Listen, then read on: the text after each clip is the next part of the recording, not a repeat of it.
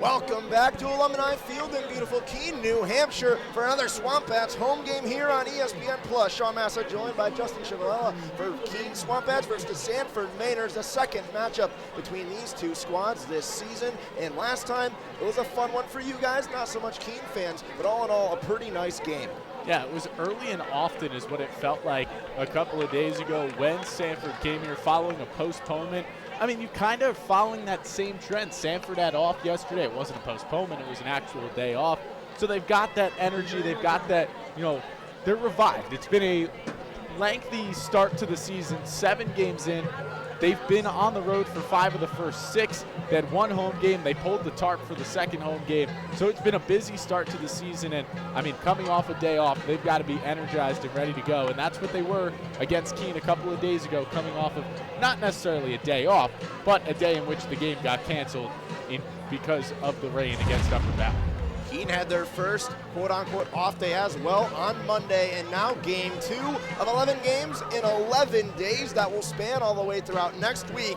And they turn to the lefty arm of Freddie Baravinas Jr. The lefty from UVA just finished up his freshman season, and I bet there's another Freddie Baravinas right now that's a little bit nervous as his son takes the mound. Was limited this year at UVA, but was the 8th left-handed pitcher in Florida in the class of 2023 and the 36th ranked left-handed pitcher nationally by perfect game. This year at UVA, made 9 innings pitched throughout 9 games, 13 hits, 11 runs, all earned, a strikeout to walk ratio of 11-7 in the positive direction. He's got a tough lineup to face, a lineup that, for lack of better words, teed off last time they were at this ballpark. Yeah, 3 total home runs, a ton of extra base hits. We already talked about the cycle of CJ Willis and the Mainers lineup. They got to get going here again early today. They finally got going with runners in scoring position against the Vineyard, going 6 for 13 with runners in scoring position to go along with 4 hit by pitches and 4 strikeouts, whether it was runners in scoring position. This is a lineup that struggled in those scenarios early this season. They've struggled really all season with it. Even here in Keene they did. But they were able to have a little bit more success against Keene and then a little bit more success against the Vineyard. And that's a lineup that wants to get going early and often again tonight. Keene at 4-1, and their lone loss came at this ballpark to the team in green and yellow. The first pitch from Baravinas is called for a strike. The leadoff hitter, Matt Maselli, the shortstop. He'll be followed by Jared Davis and C.J. Willis, who had himself a day hitting for the cycle. Last time he stepped in, that one's on a line over to short. It's fielded by Austin Hawk. The throw's on the money, and 2 pitches in. A well-hit ball, but it finds the glove, and it's recorded as the first out of the ball game. Good start for Baravinas on the mound. You get that liner to short, good play over to make the throw was Hawk, and you retire Matt Maselli, and now it's up to Jared Davis and C.J. Willis, the next 2 due up to try to get something going here in the first inning. 94 off the bat, well-pieced, but just rolled over. We'll go through the defense for the SwampBats. J.D. Jones, the Rutgers catcher, slots behind the dish. Romano, Hawk, Alisea, and Izquierdo, the U.S. Naval first baseman, finishing out the infield. The outfield, Jakonski, Wiggins, and House, the same as yesterday, as ball 1's delivered to Jared Davis. Baravinas, a nice fastball right there, got a swing through, fouled off to even the count up at 1-1. For Baravinas, talked to him yesterday. He said he was excited for this outing. Didn't see a lot of action at UVA as a freshman, but just really excited to get going. And also, we talked to John Nowak. He was excited as well because, a fun fact, John Nowak, the pitching coach, worked in Florida last year with the senior in high school, Freddie Baravinas, as he was getting ready to go to UVA, but he's fallen behind 3-1 to Jared Davis. Yeah, this is a guy in Davis that you do not want to issue a walk to. He's got a ton of speed, and he's going to make you pay if you give him a free pass. Leads the Mainers with stolen bases, 5 in 7 attempts so far this summer. Fighting back down low, 89 on the fastball to find the zone. And he makes the count run full early on, trying to make it 2 up, 2 down. He's fought back, and it's fouled off down the heart of the plate nearly, and Davis just puts a piece of it.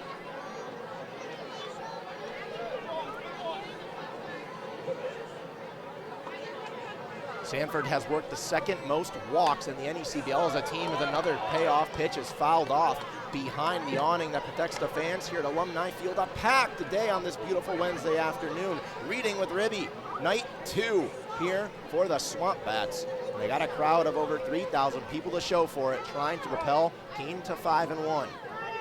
Benavides fights again and way in front of it, sitting fastball. Did not get a fastball, breaking ball chopped away, and we'll do it again. And this is what Sanford does to pitchers. You just talked about it. You mentioned how Sanford's second in the NECBL in walks so far in the young season.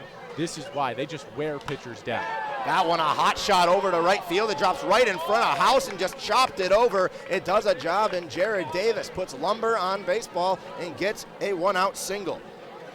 And that's exactly what Sanford does. You're either going to wear him down so it's ball 4, or that they leave a pitch over the middle of the zone.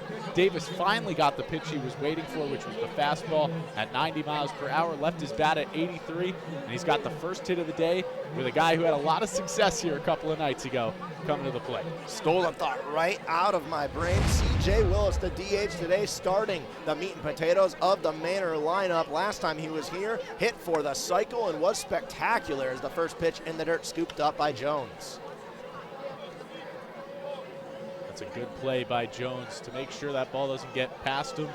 Doesn't allow Jared Davis to take off for second, though Davis might have the green light on his own to take off if he so pleases. That one also in the left-hand batter's box. Taken for a ball, 2-0 count. Willis, last time he was here, the cycle we talked about, that's his only home run on the year so far, his only triple on the summer, and one of his only 2 doubles, hitting .389 on the young summer with 6 RBIs and 6 walks to his name. He's got a 2-0 count here in the lefty-righty and make it a 3-0 as that one skids inside the chalk in the right-hand box. Yeah, and Sanford, they haven't swung at many 3-0 pitches so far this season, but if I had to guess, C.J. Willis, one of the guys that does get the green light to go ahead and swing 3-0. Benavides out of the stretch, has not thrown a strike yet. He gets one right there, 87. Gets a swing and a foul off, and you're right, dead down the middle, and the green light was given to Willis. Willis leads the team .560 on base percentage in another count that would favor him. Goes after that one down low and was just caught off balance on the breaking ball. Was sitting fastball, saw that one just drop off a cliff, and Benavides has fought back. Saw Willis turn around here. Nothing he could do but help give himself a little chuckle after that swing. He's been so good this season. And he watches that one miss outside upstairs. A one-out single turns into first and second after C.J. Willis works a walk and now brings up the cleanup spot, Jack Toomey, the right fielder. That's the 7th walk for C.J. Willis so far this season, upping his .560 on base percentage. And this isn't a guy you want to bring up to the plate with 2 runners on. Big power bat in Toomey, who had some success here going 2 for 5 the other night. Toomey slots in, takes the first pitch. Looks like an auto take on the 90-mile-an-hour fastball for strike number 1 of the AB.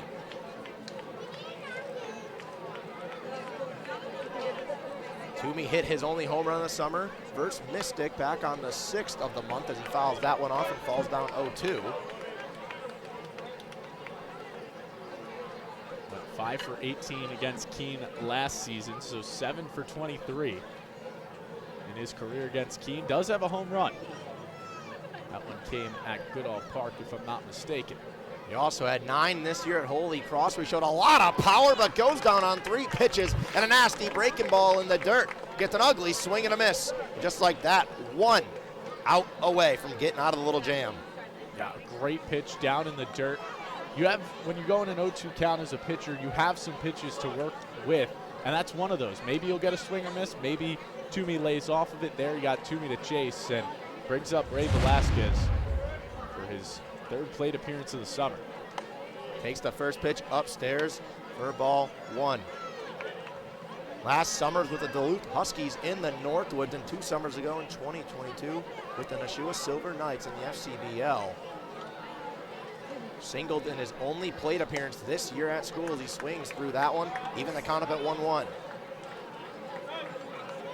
The guy who's had success at summer ball as well, 267 in the Northwoods with a 369 on base percentage, 6 bombs and 10 doubles, 32 RBIs, and give him 10 stolen bags on top of it. In a big spot here, gets up in the count for a 2-1. Yeah, Velasquez, the ball was just flying off of his batting practice. Just the 2nd game he's been with Sanford, had to come in a pinch hitting situation back against Martha's Vineyard. Always tough to come in those situations. Made some nice contact, but ultimately 0 for 2 on the day. Chases that one upstairs, 89 out of the zone a little bit, up by the chin. But got him the chase at ball 3.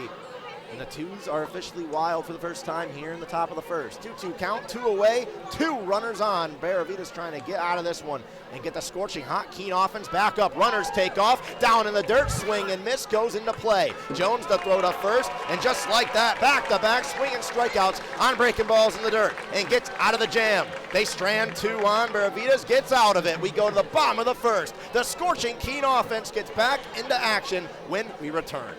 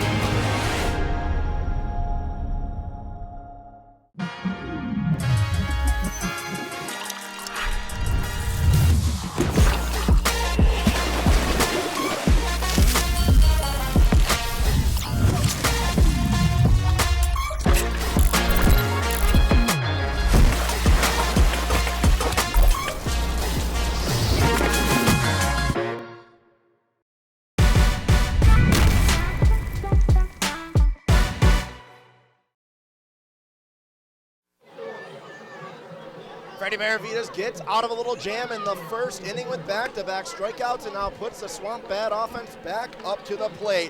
And their foe today will be Vijan Anvar, the right-handed arm for Sanford. Yeah, and Anvar out of Franklin and Marshall College has already appeared once this summer against Valley. 2 innings pitched. He did allow a hit. It was a double.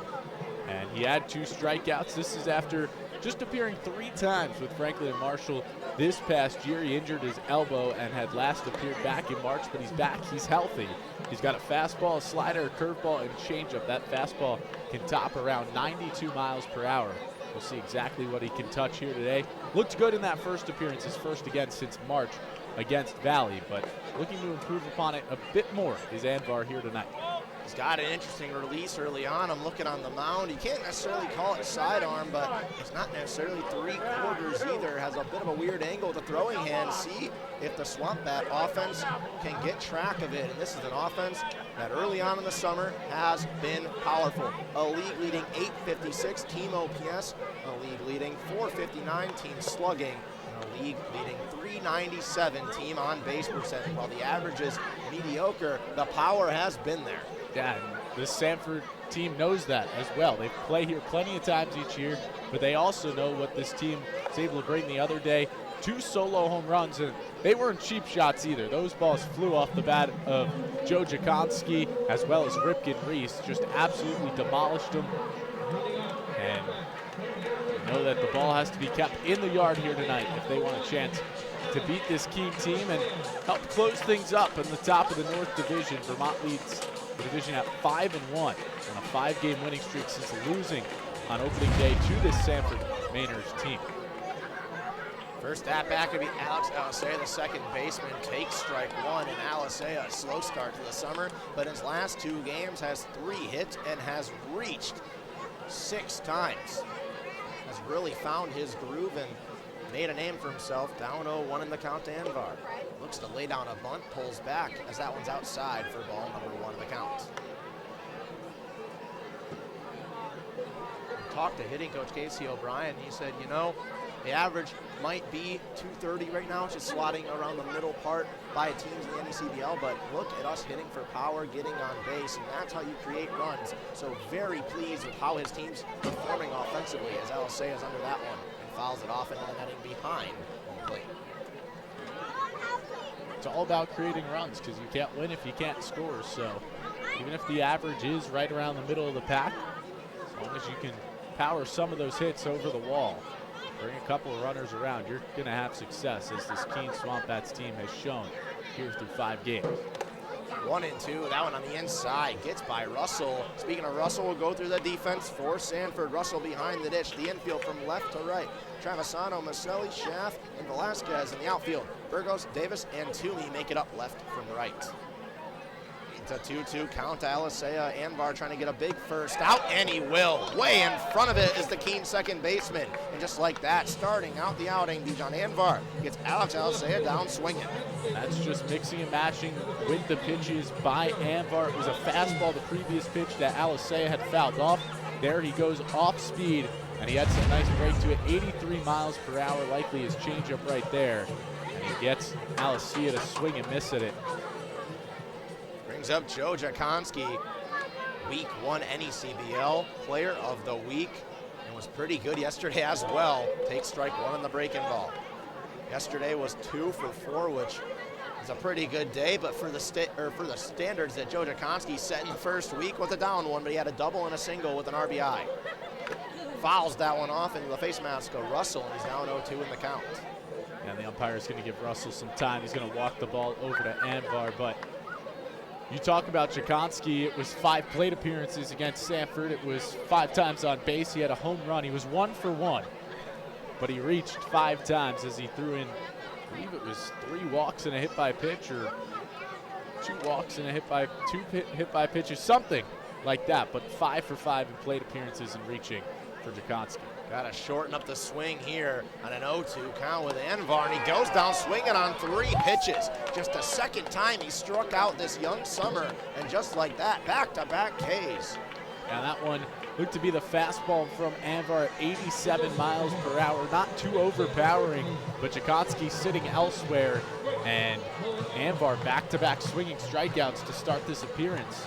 His last time out was out of the bullpen. It's new here in the summer for him to be starting. Did start in his 3 appearances, though, at Franklin and Marshall. Brings up Bryce Molinaro, playing DH today, has been third base every single game this year. This time slots in the 3 spot in the DH. Another Penn State hitter back-to-back in the top of the order. Team leading 8 walks coming into the day. 1 above his other Penn State teammate, Joe Jakonski, who has 7. Up 2-0 early in the count. He's seen one low below the knees and seen one up above the letters.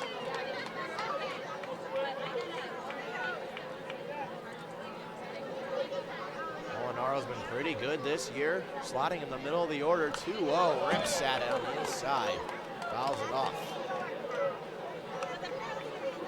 An 832 OPS, and I mean, gets on base at a 524 clip. Talk about the Penn State bats in this lineup. And they're both coming off a good Big Ten tournament in which the team made a deep run, and it's just about carrying that momentum forward. Sometimes it's tough going from the aluminum bats over to the wood, but the Penn State batters in Jakonski and Molinaro have showed no problems whatsoever here this summer. He's up 3-1. He watches that breaking ball low and away in the dirt. Now trying to get a 2-out base runner and maybe get something across the board early, but he takes a big swing at that fastball at 87. Runs the count full. And I have to say, despite being the North Division, I love to see the Penn State guys doing well. Anvar trying to make it back-to-back Penn State batters, and 3 in a row to strike out, swing, and 3-2 count. That one's hit high and deep to right field. It's tailing to the corner, and that one's off the top of the wall. A weird hop, and Molinaro trots in the second base, standing up. About an inch away from a 2-out jack, but he'll take the double in scoring position for Brett House. That ball just kept hooking towards that corner. If that ball didn't hook towards the corner, you're talking about a home run. As it gets deeper, the further you go to the corner here at Alumni Field. But if you're Bryce Molinaro, you'll still take that double. Another extra base hit for this Keene team. Their slugging percentage continues to go up, and your Bijan Anvar, you'll take the fact that that one didn't leave the park, because it looked like right off the bat that thing was going to put Keene up 1-0. Speaking of putting Keene up, Brett House did just that yesterday in the second inning with a solo shot that went all the way into the parking lot in left center field, 383 feet and 98 off the bat as he gets under that one and fouls it off. It was 95 off the bat by Bryce Molinaro that just hit the yellow awning at the top of the fence, and it's an unlucky bounce, almost a solo shot home run to give Keene the early lead. Brett House has 3 hits on the summer. They have all left the ballpark and all been 375 plus. So when he puts a barrel on the ball, he hits it well, as that one's in the dirt for a 1-1. Nice block by Russell. Saw a couple of pitches earlier to Alisea. They just hit off the glove of Russell, got by him, but they're able to block it and keep Molinaro 180 feet away instead of letting him go to 90. Brett House with some of the most interesting slashes on the team. 211 average, over a 1,000 OPS, slugging .684, getting on base at a .318 clip. As he goes after that one, tried to hold back, but he went and now has to shorten the swing with a 1-2. Molinaro just doubled on a 2-strike count. House trying to avoid stranding him at second base. Extra base hits have been the name of the game for Keene this season. Bryce Molinaro with a 2-out double on the opposite field, stands at second. And it will run 2-2 with 2 away and a runner on second as that one misses down low. Andrew Wiggins stands on deck, set to take the first at-bat in his second game. Showed up on Monday and played his debut yesterday in a Keene SwampBats uniform. But for now, it's a 2-2 count to Brett House. He rolls over that one, fouled on the third base line. Good battle here between House and Anvar. Neither side wants to give in. You can tell was sitting fastball on that one, got 83 mile an hour, half to a seam changeup. Now stays in the 2-2 count, 2 away, runner on second being Bryce Molinaro after his 2-out double to right field. Anvar shakes off the first 3 signs he gets now and finally gets one he likes and collects at the waist. Takes a big sigh and now delivers the 2-2 with 2 away. That one down low, got inside the right-hand box and left off. The count will run full.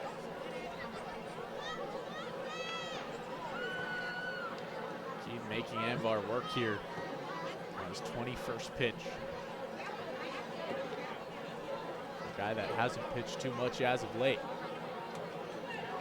Molinaro will be ready to run. 3-2 outside, left off ball 4. And just like that, the 2-out double leads to a walk and rolls over to Andrew Wiggins. Wiggins scored the game-winning run yesterday on a bases-loaded walk.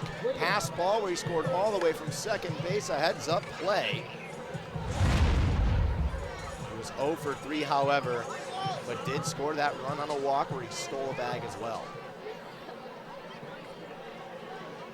Now a big opportunity, looking for his first SwampBat RBI. Ball 1 on the outside, left off by the left-hander Wiggins, 6'3", 218.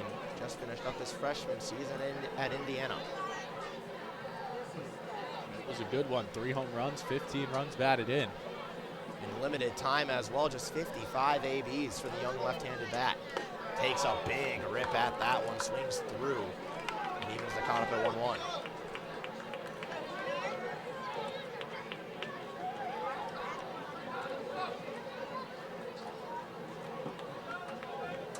Be a big time for your first SwampBat RBI. 1-1 left off upstairs, has to get out of the way a little bit. Now takes a trot across the plate and settles back in for a 2-1. And after these the two swinging strikeouts to start the appearance, this SwampBats lineup is just making Anvar work deeper in accounts, and that's led to the double and the walk. Molinaro Dancy at second base as that one painted down low. Wiggins doesn't love it. It evens the count up at 2-2 again.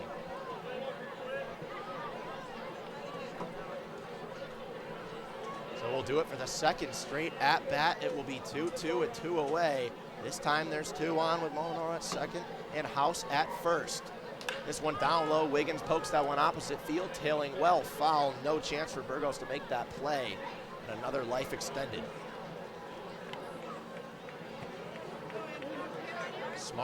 Smart from Andrew Wiggins right there. That ball outside. Looked like it could have been outside the plate, but similar spot to that strike 2 that was just called, so just puts a late poke on it and settles in to see another, seeing if Bijan Anvar leaves him a gift over the plate. Anvar trying to get out of a jam. First and second with 2 outs, the same sort of situation that Keene had themselves in. Wiggins rolls over that one on the inside. It's over to second, a slow roller, but easily retired by Schaff. Both pitchers let up 1 hit in that first and second, but get out of it. We remain tied at 0 as we go to the second inning of play here at Alumni Field. It's the NECBL on ESPN+.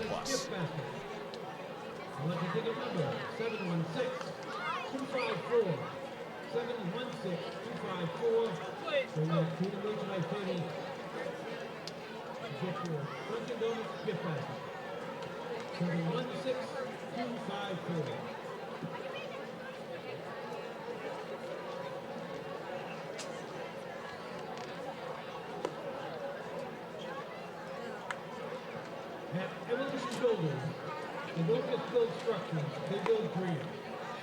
Their dedication to exceeding client expectations makes it a go-to choice for homeowners, business owners, and developers alike. The team is still professionally brings expertise to every project, whether it's a custom home build, a commercial renovation, or a residential remodeling event. Evolution Builders, it's all about the people.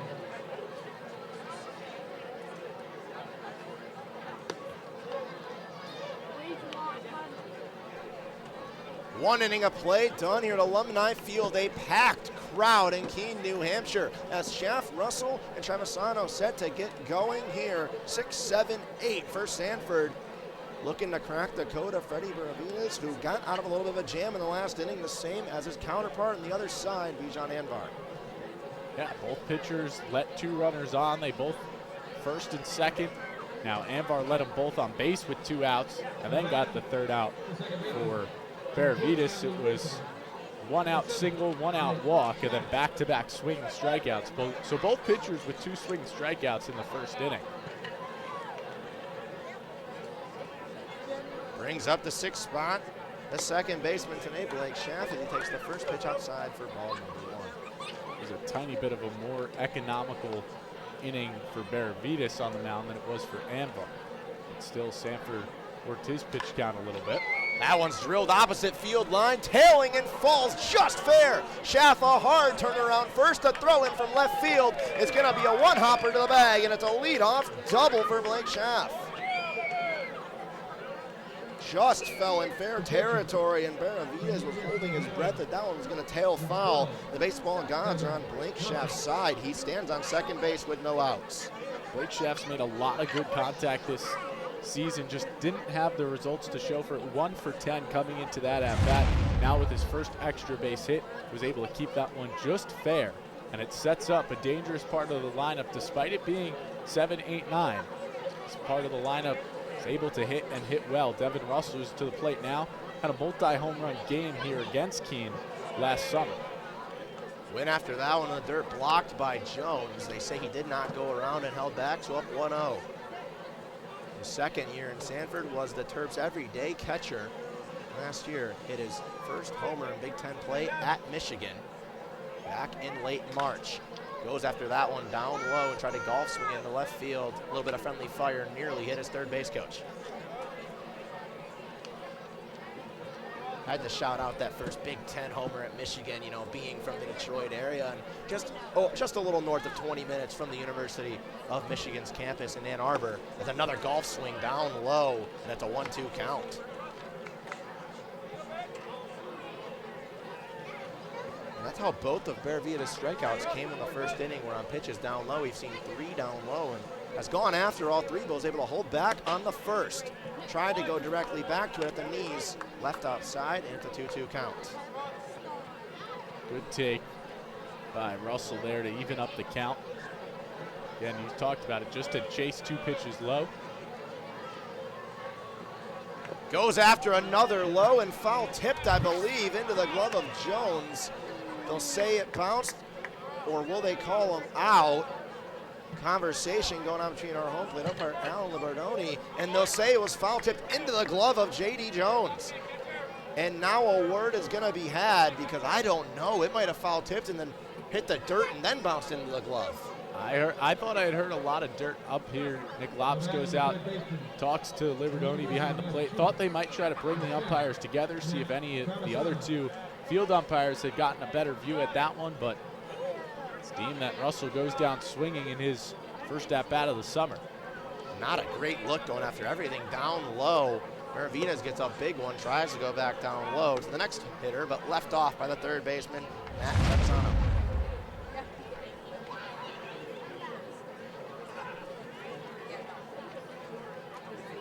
Maravides trying to recover from the lead-off double. That one down low, golfs from the center field. Wiggins veering back to the track and catches the jet stream. He makes the catch, leaned up against the wall. Runner will tag from second and go to third. The throw's cut off by Austin Hawk. So now 2 away, but 90 feet away from making it a 1-0 game.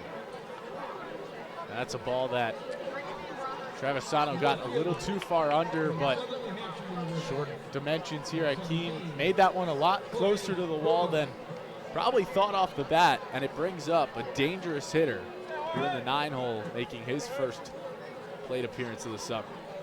Yeah, we were having the debate pre-game. How far do you think it is from home plate to the scoreboard exactly? That one travels 311 and had Wiggins leaning up against the wall just to the left of the scoreboard from our view here at Alumni Field. And now it's the 9-hole hitter. Look at Burgos with a 1-0 count. Burgos had a really good year for SNHU, hit 330, 19 home runs, 62 runs batted in. And making his first plate appearance here, he'd love to get his first Manor RBI and turn the lineup over with a lead. Swung through the 1-0, left off the 1-1, but it's a 1-2 on the breaking ball. Burgos was an honorable mention All-American, All-Region First Team, All New England 10 First Team, 18 home runs, tied the single season record. Watches that one for ball 2. And helped SNHU to one of their most successful seasons in quite some time. A dangerous bat to have in your 9-hole for Sanford. That's gotta feel good. Watches that one upstairs in the fastball and works it back full. Was formerly at Highland Community College, then in 2023 transferred into SNHU, and in 2024 his bat reached a whole new level, and a level that Sanford would love to have here this summer. Payoff pitch, left off. Jones tried to stick it out there and get the call, but it will put the runner on first, and now at the corners with Schaff standing at third, Burgos at first, and the top of the order for the second time. Sanford already today 0 for 4 with runners in scoring position, with 3 strikeouts. Matt Maselli would love to come through here with the runner on third base. Maselli's got 2 RBIs on his season, looking for 3. He puts them on the inside of the bat. Alisson, the dive, knocks it down, but the RBI will score. So credit Matt Maselli with his 3rd RBI of the season. And just finding the hole at second base in the right field. The rally continues. 1-0 Sanford. And Maselli taking that one the other way, getting it on the ground and past the diving outstretched Alisea. You'll take it any way you can find it. It's another RBI, make it 2 straight games now with runs batted in for Matt Maselli, and Sanford has the first lead here tonight at Alumni Field. Looked like it got inside the hands on the swing, but just got by 5'7" Alisea on the dive, was able to knock it down, but not enough. Extends the inning, and ball 1 delivered down low to Jared Davis, the man who had the only hit of the game in the first inning.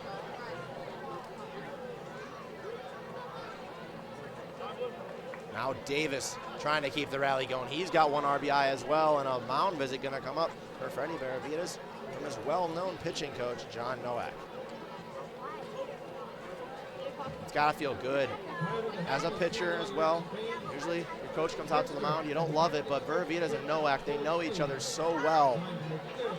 And this conversation just almost has to feel so casual for the lefty from UVA.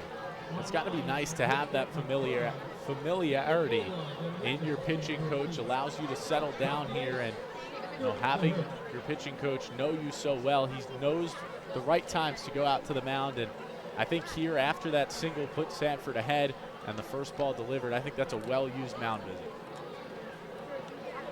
Maselli stands on first, and Jorge Burgos, who worked that 2-out walk, stands at second.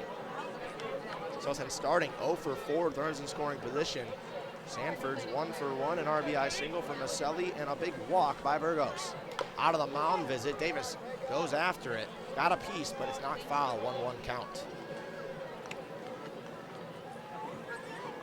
87 on that one out of the left-handed arm of Benavides, trying to get out of a little bit of a jam.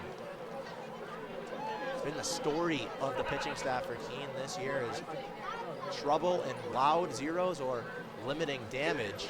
Jake Bean's been fantastic at it. Ryan Van Buren on the road at Valley. And now Benavides trying to do it again. That one's weakly hit into a hole. Alisea on the front charge, going to be no play. The runner rounds from third, goes home, the throw's easy, the tag's in time. And dangerous base running right there from Burgos. Tried to catch Alisea sleeping, and he's gunned at home. The defense steps up and helps Freddie Benavides get out of it. 1 run scores on the RBI single for Matt Maselli, but that is all. 1-0 lead, bottom of the second when we return.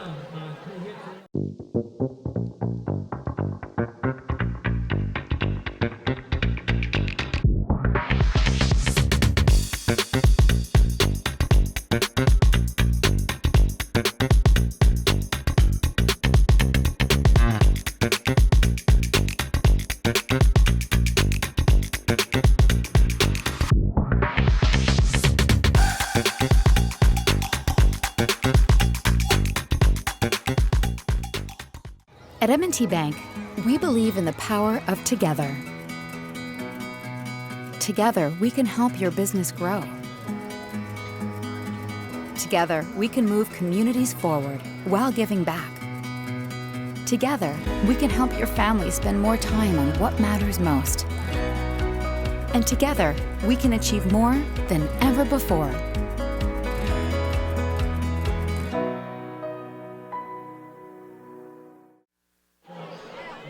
A bit scary action there in the top of the second. If you're a SwampBat fan, if you're a Sanford Manor fan watching this from home, you gotta run across, and almost was 2, but a heads-up play from Alex Alisea. Yeah, heads up as Jorge Burgos. I thought he made a smart play with how softly that was hit with his speed. Just heads-up play, like you said, by Alisea to go home with it, get the out, and make it just 1 across for Sanford here in the top of the second inning. And now it's up for Bijan Anvar, who worked out of trouble last inning, to come through and try to just a lot cleaner of an inning here. Try to go 1, 2, 3 if he can, working against 6, 7, and 8 in the lineup. Starts with Victor Esquerdo. Did not start yesterday, but came off the bench for a pinch hit. Was 0 for 1, but worked a walk in that big 5th inning. He worked the walk in question that scored the game-winning run from second base on the pass ball. So was credited with the game-tying RBI, and then heads-up base running from Andrew Wiggins got home for the eventual win. He's up 1-0 on the count. Esquerdo from the U.S. Naval Academy, the first player from an academy to play for the SwampBats. Checked his swing at that off-speed pitch for a 1-1 count. One of the hardest workers that you've seen on the SwampBats team early on in the season, as he pokes that one high in the air in a shallow left field. It might not even make it there. Maselli, 1 step into the grass, makes the grab, and just in front of it off the edge, there's 1 away. Good pitch from Anvar. Esquerdo just got under it too much, and Maselli called off Travisano. Good communication on the left side of the infield for first out. Took just 3 pitches there, and that's what Anvar needs here after his pitch count near 30 in the first. Brings up Austin Hawk to the plate. Was 0 for 2, but worked 2 walks and stole 2 bags yesterday. Out of the 9-hole, takes strike 1. He slots in 7 with J.D. Jones at 8 and Nick Romano back in the lineup, the hot corner, batting 9th.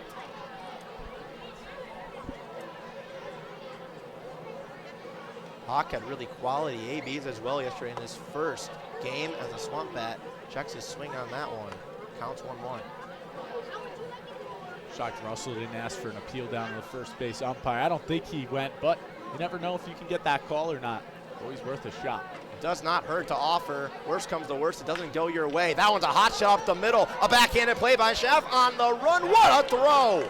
What a play! Take a bow over at second base for Blake Schaff. There's 2 away. Nice play right up the middle by Schaff. Those are always dangerous when they go up the middle. Jared Davis was coming in. He was ready for it. You could see him dancing around, laughing with Schaff now, and just off-balance throw. That's always the scary part. because you glove it, and then it's the off-balance throw. Sanford had a few of them get away from them the other night. But there, Schaff makes a perfect throw onto Velasquez at first. Sometimes you see infielders try to rush it, not knowing how much time they truly have. J.D. Jones, first pitch inside the plate, jammed to center field. Might be a blooper. Davis on the slide, and he got it. Back-to-back masterclasses at defense. Blake Schaff, and now Davis in center field on the frontward slide. Traps it, makes the catch. 1, 2, 3 with two big defensive plays. 1-0 lead going to the top of the third for the Sanford Mainers. Nothing cross for the SwampBats in the second inning.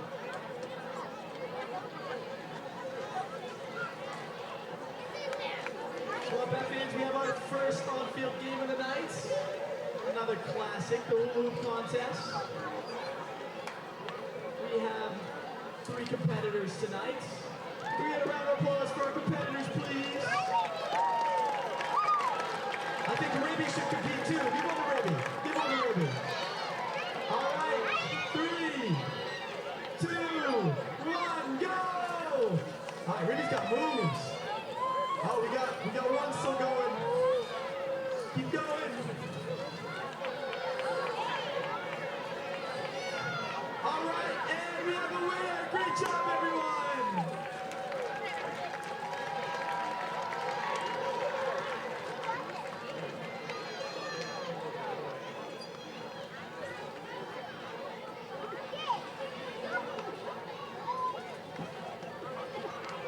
A 1-2-3 inning for Bijan Anbar and the Sanford Manor pitching staff and defense, and you can credit the defense with 2 of those outs. Unreal on back-to-back pitches.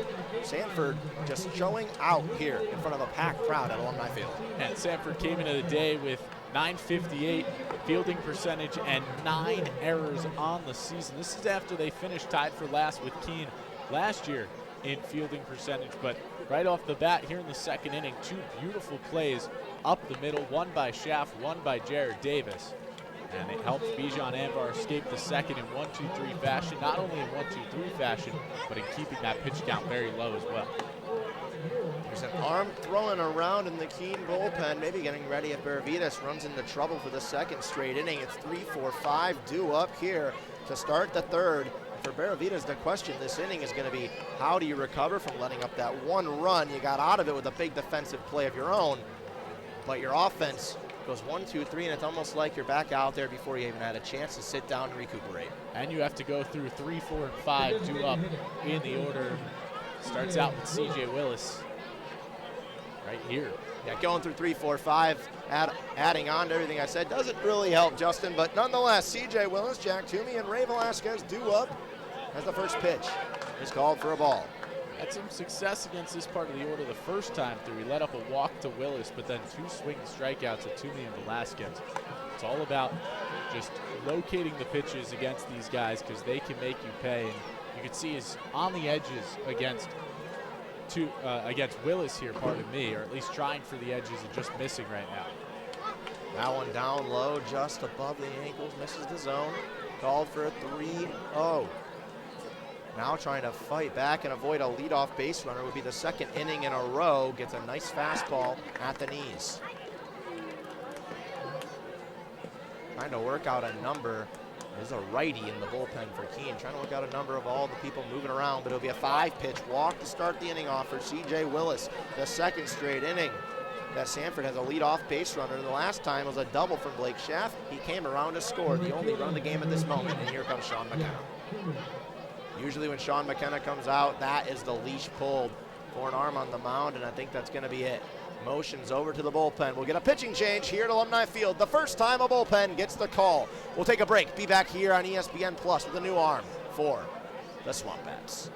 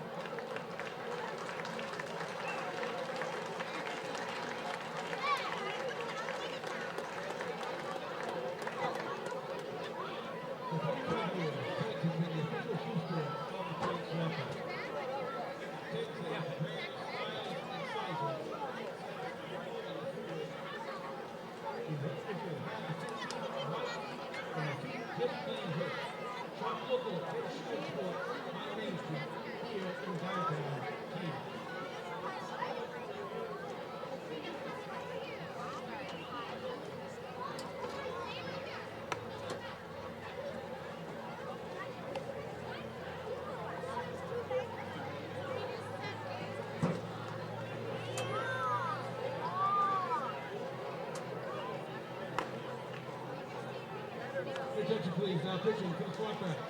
Wake Forest University. The bullpen gets the call for the first time for either team after the leadoff walk to C.J. Willis. Now makes it a runner on as 4-5-6 due up to face the new arm for the SwampBats in his first appearance for the Bats in purple. It's Josh Gunther, the right-handed pitcher from Wake Forest in the ACC. Just finished up his freshman season and was pretty solid for a freshman playing in the ACC. A 6.32 ERA in 28 games, had a save through 31 in the third innings, allowed 22 earned runs with 38 strikeouts as a freshman, was named pitcher of the year in high school by the Alabama Sports Writers Association and the 19th ranked player in Alabama class of 2023. And a pretty big spot here, trying to maintain just a one-run deficit.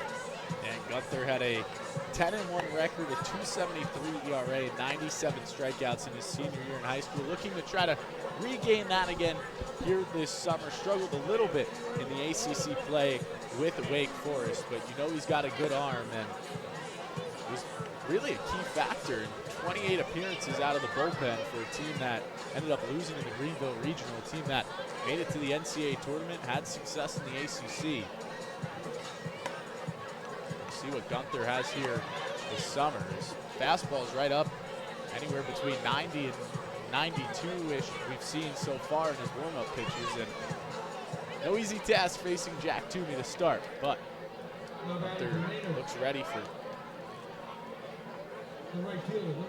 two big-name Wake Forest pitchers have showed up in the last few days. Josh Gunther on the mound now, and then Ben Shinosky, who stands in the bullpen. He is ready to go if needed. Dancy as Willis is the first pitch is taken for a strike on the breaking ball to Jack Toomey. It's Toomey, Velasquez, and Blake Schaff who had that double to lead off the second and came around to score. Willis with a standing one-step lead from first.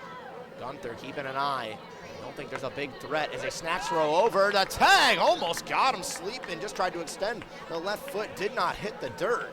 And almost. J.D. Jones with a good heads-up play, but no two count. Yeah, Willis loves to dance off first base. You'll see him take off, too. He's not afraid to go. 3 for 4 in stolen base attempts. He was thrown out against Martha's Vineyard the other day. 0-2 upstairs on the fastball, high and in on the right-handed hitter of Toomey for a 1-2 count, reading at 90 miles an hour out of the hand of Gunther.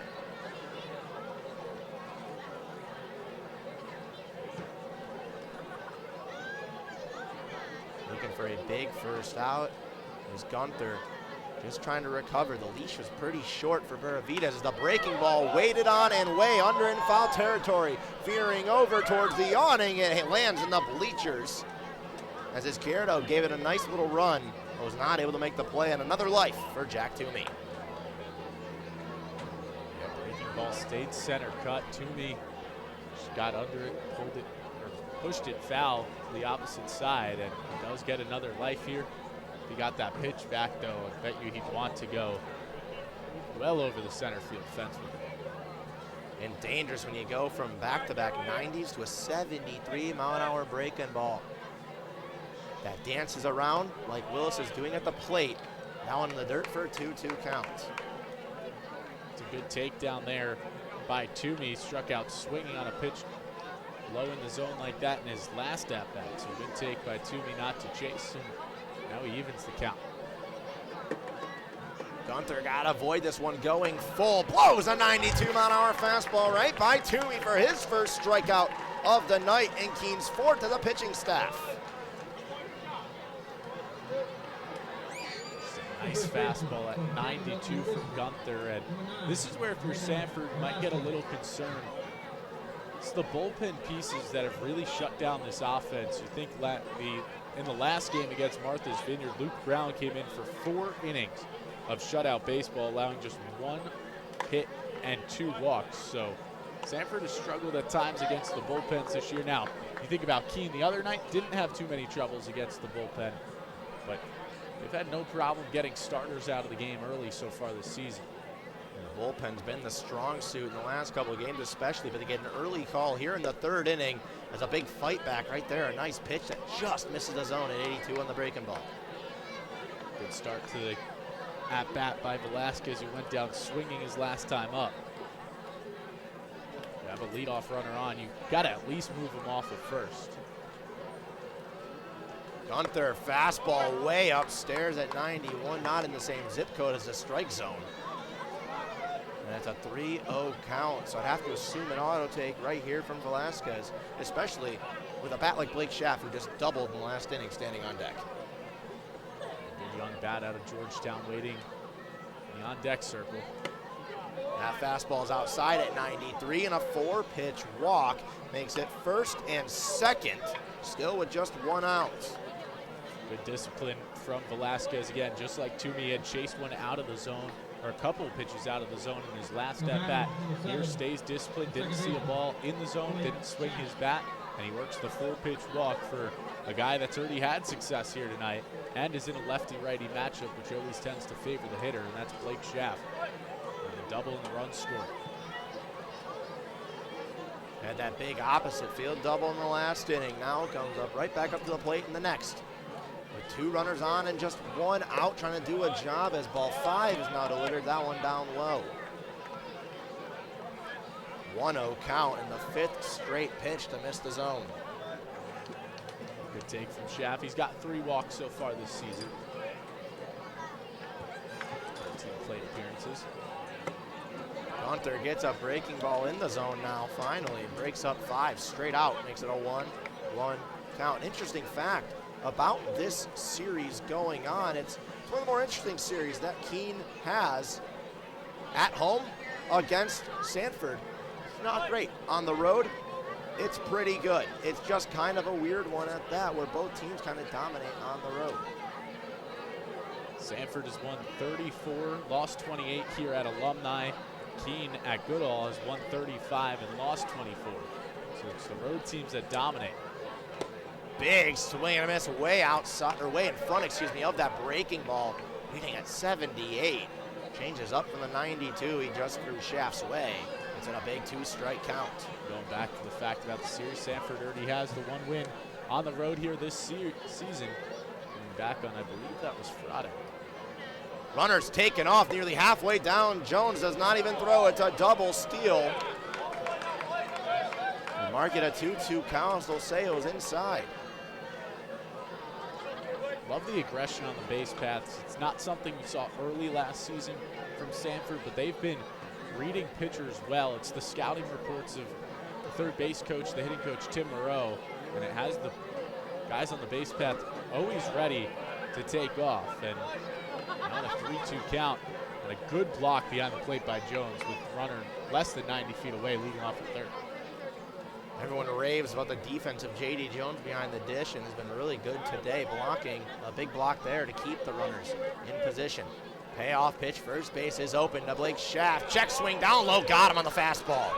Nasty pitch, absolutely painted the bottom part of the zone on the bottom inside corner. And just like that, back-to-back strikeouts, second and third, but now 1 out away from getting out of the jam. And that's just good pitching right there from Gunther out on the mound. 91 inner corner. You can't do anything there if you're a hitter. He just gets Schaff to look at it and gets the benefit of the call. The bottom quarter of the zone. It's up to Devin Russell here, trying to cash through. And if an early scouting report tells you anything, you're Gunther, you go down low to Russell. And he does first pitch, but Russell learned from his mistakes in his first AB, where he looked at 4 pitches all down low and went down on 4 pitches swinging for ball 1.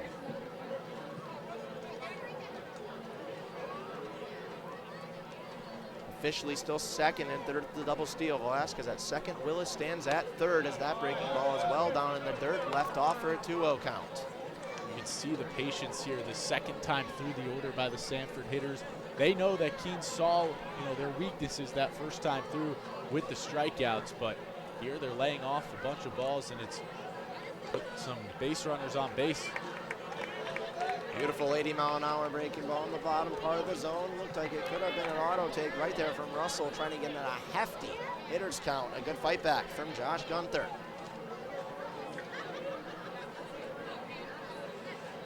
Settles in, now delivers the 2-1. That one finds the zone again. Another breaking ball, 82.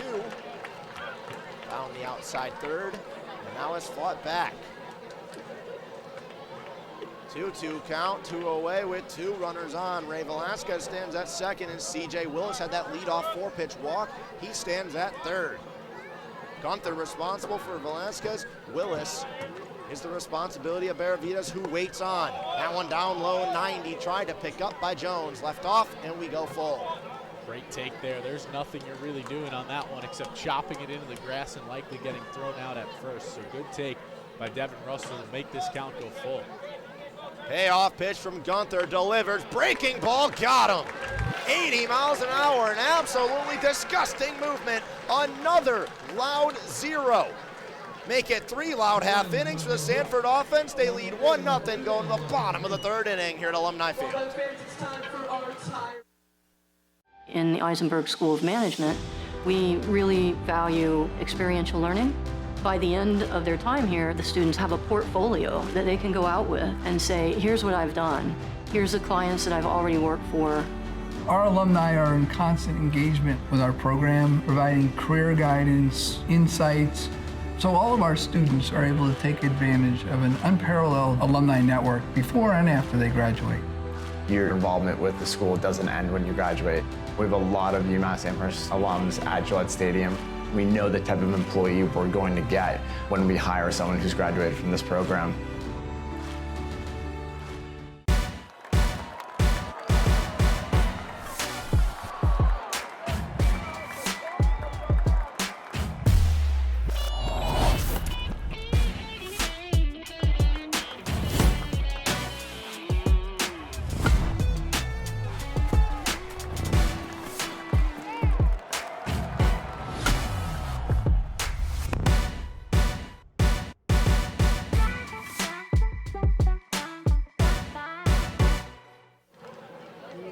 Can't ask for a better night of baseball here in the New England area at Alumni Field. Netting Professionals, the official netting partner of the New England League. Their netting and wall padding products have been found in Major League Baseball venues such as Citi Field, the home of the New York Mets, and Truist Park, the home of the Atlanta Braves, and many collegiate facilities throughout the country, including the Universities of Florida, North Carolina, Binghamton, Texas, and many more. From design to fabrication to installation, Netting Pros is improving programs one facility at a time. There's a new arm on the mound. Keene goes to the pen at the top of the 3rd and gets out of a jam. No jam is needed to go to the bullpen for Sanford, the new arm on the mound. Tell us about him, Justin. Yeah, well, you just mentioned Binghamton and Netting Professionals. Well, speaking of Binghamton, it's Daniel McElhiney going out on the mound for Sanford. Has an appearance that came against Mystic, went 1 2/3, 3 hits, 2 earned runs, 3 strikeouts, and a walk. He was really good in his first inning and then got 2 big outs with 2 runners on in his second inning of work against Mystic before, with 2 outs and 2 on, they struck for him. Struggled a little bit this past year with Binghamton with a 7.42 ERA in 13 appearances, 26 2/3, 29 hits, 23 runs, 22 of which were earned, 19 strikeouts to 11 walks. It's a year after he was named to the America East All-Rookie team. And McElhiney would love to start this appearance here out of the pen and go some length for Sanford after Anvar goes 2. 1, 2, 3 in his second inning of work was Anvar with some help from his defense. Let's see McElhiney and Russell talking over the repertoire here of the 6'4", 210-pound right-handed pitcher out of Webster, New York. He's got 9, 1-2 with Romano, Alisea, and Jakonski. The final line for Anvar's 2 innings pitched, 1 hit, no runs. Obviously no runs earned, 1 walk and 2 strikeouts, including a dominant 1-2-3 second inning. Pretty solid summer to start, if you have to say so, for Bijan Anvar through his first 2 appearances. Absolutely. Now he hands the ball off to McElhiney. Faces Nick Romano, the switch hitter, now slotting as a lefty against the righty. Ball 1 is taken at 90. This has been the part where Keene has been able to get going. Starting pitchers have given the SwampBats trouble, but it's the bullpens where Keene has seen the most success on the offensive side, especially as of late. Yesterday, the 2 winning runs in the game against Ocean State came from the bullpen in the bottom half of the 5th inning, and on the road at Mystic. They came back, were down 4-3, and then scored 8 total runs on the bullpen of the Schooners. count to Romano early. Has not had to lift the bat off the shoulder, and I'd assume on auto take, until McElhinney can prove he can throw a strike. He just did at 90 for a 3-1. Good bounce back there. You know you're going to have the take coming out of the bullpen, not having thrown a strike just yet. At 90 miles per hour on the fastball, center cut. Now it's about going and building on from there. Puts that one foul down the third base line, and 3-0 turns full. Top of the order set the rollover for the second time with Alisea and Jakonski, who were both strikeout victims their last time up to start this game off against Bijan Anvar. McElhinney delivers, got him, frozen down the middle. 3-0 and fights back and gets a backwards K on Nick Romano. And that's impressive stuff out of the bullpen from Dan McElhinney. Falls behind 3-0, and then he gets the strike on the 3-0 take, the foul ball, and just got Romano to stare at strike 3. A good first at bat. If you're McElhinney looking to improve after your outing didn't end the way you wanted against Mystic a couple of nights ago. Alisea looks to lay down a bunt, bounce it off the dish and foul, so now down 0-1. And a perfect fight back from McElhinney. I mean, you go down 3-0 to the first hitter as a pitcher, that could just completely ruin your mental game, but what a fight back. Got to put some confidence into the righty. He's got an 0-1, tries to go inside, a little bit too far in the left-hand box to join Alisea, evens the count up at 1-1 in the breaking ball.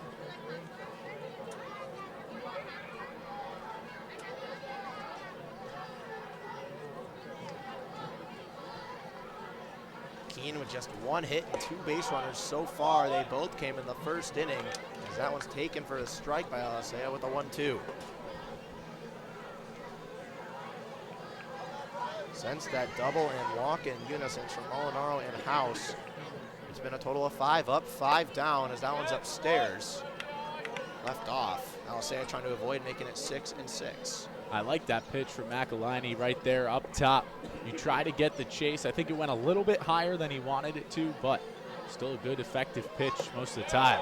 Breaking ball, got him. Make it the last 6 SwampBats to go up to the plate, to go back to the dugout, and back-to-back strikeouts after starting 3-0 to the first hitter for Daniel McElhinney. Yeah, just talked about how the high heat can be effective. Well, how about that? 77 mile per hour breaking ball that falls out of the zone.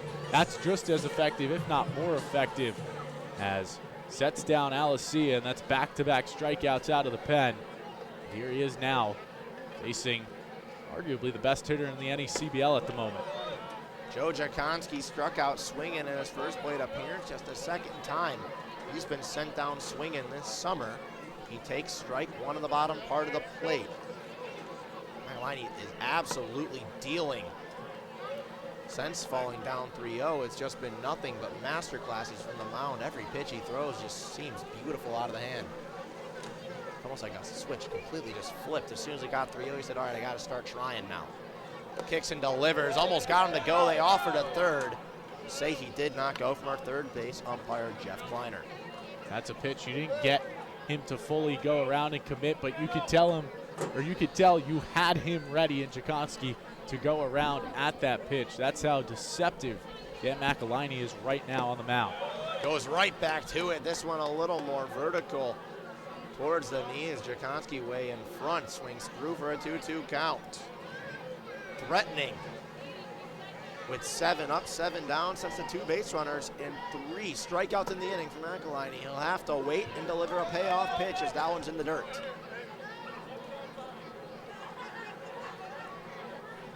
Standing on deck and in the hole is 3-4 with Molinaro and House, the part of the order, the only part of the order to get on base. Payoff pitch, down low, left off, and Jakonski, the 3rd base runner of the game, now ties Molinaro with his 8th walk of the season. Yeah, good battle there by Jakonski after falling behind. Had that pitch, he went back to it, did McElhinney, a pitch that he had Jakonski swing at earlier, or almost go around for a swing at earlier. Couldn't get him to bite that time. It's a walk, but that's not the worst person to walk, especially with 2 outs in the inning. Does it a lot, and you're exactly right, not the worst person to walk. 2 bombs, 2 doubles, and absolutely hammers baseballs as his Penn State teammate Bryce Molinaro. The only hit on the game for Keene steps up with an 0-1 count as that one's at the knees.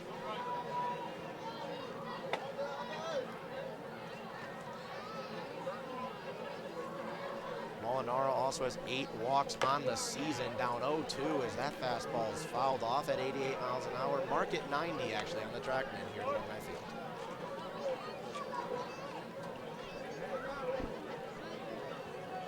You see Jakonski was dancing over at first base, now with 0-2.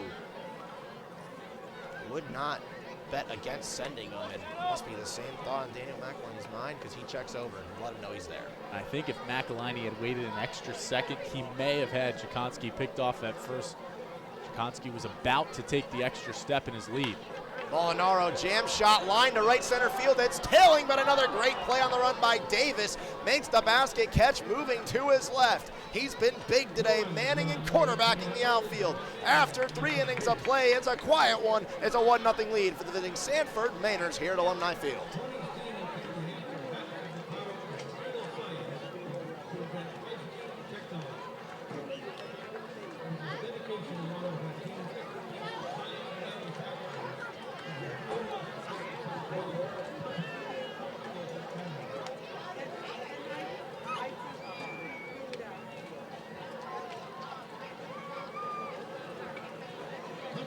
Global chiropractic by practicing the SwampBats to help our team reach their peak performance on the field.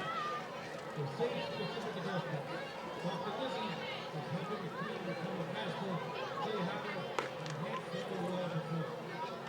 If you'd like to learn more about chiropractic care, tag your around today. Find her on Facebook under CR Mobile Chiro and give her a call at 864-764-8939.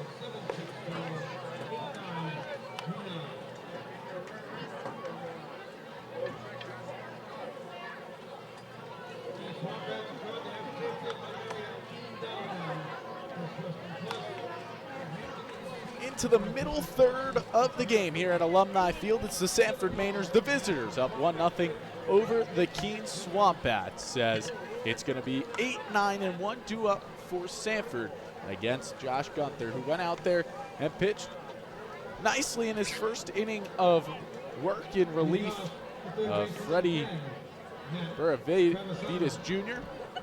Did allow a walk to the second hitter he saw, but 3 strikeouts to the 4 that came to the plate against him in his first inning of work. And now he's going to face Matt Travisano, who flew out to center field his first time up. He's going to take a first pitch low here. Travisano's fly out in the second inning went all the way to the warning track in center field, despite it looking like a harmless fly ball off the bat. And the count will move to 2-0 now to the third baseman out of UMass Amherst,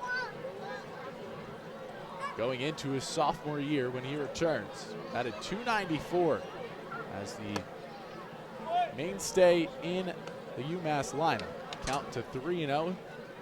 Had 58 hits and 197 at-bats. 21 runs batted in as well. And will take the 3-0 pitch. Inner portion of the plate for strike 1. I mean, that fly ball he had his last time up, it only went 311, but had a Wiggins leaning up against the track. 3-1 will also catch the zone there on the off speed, and Gunther does a nice job coming back from 3-0 as he looks for his 4th strikeout.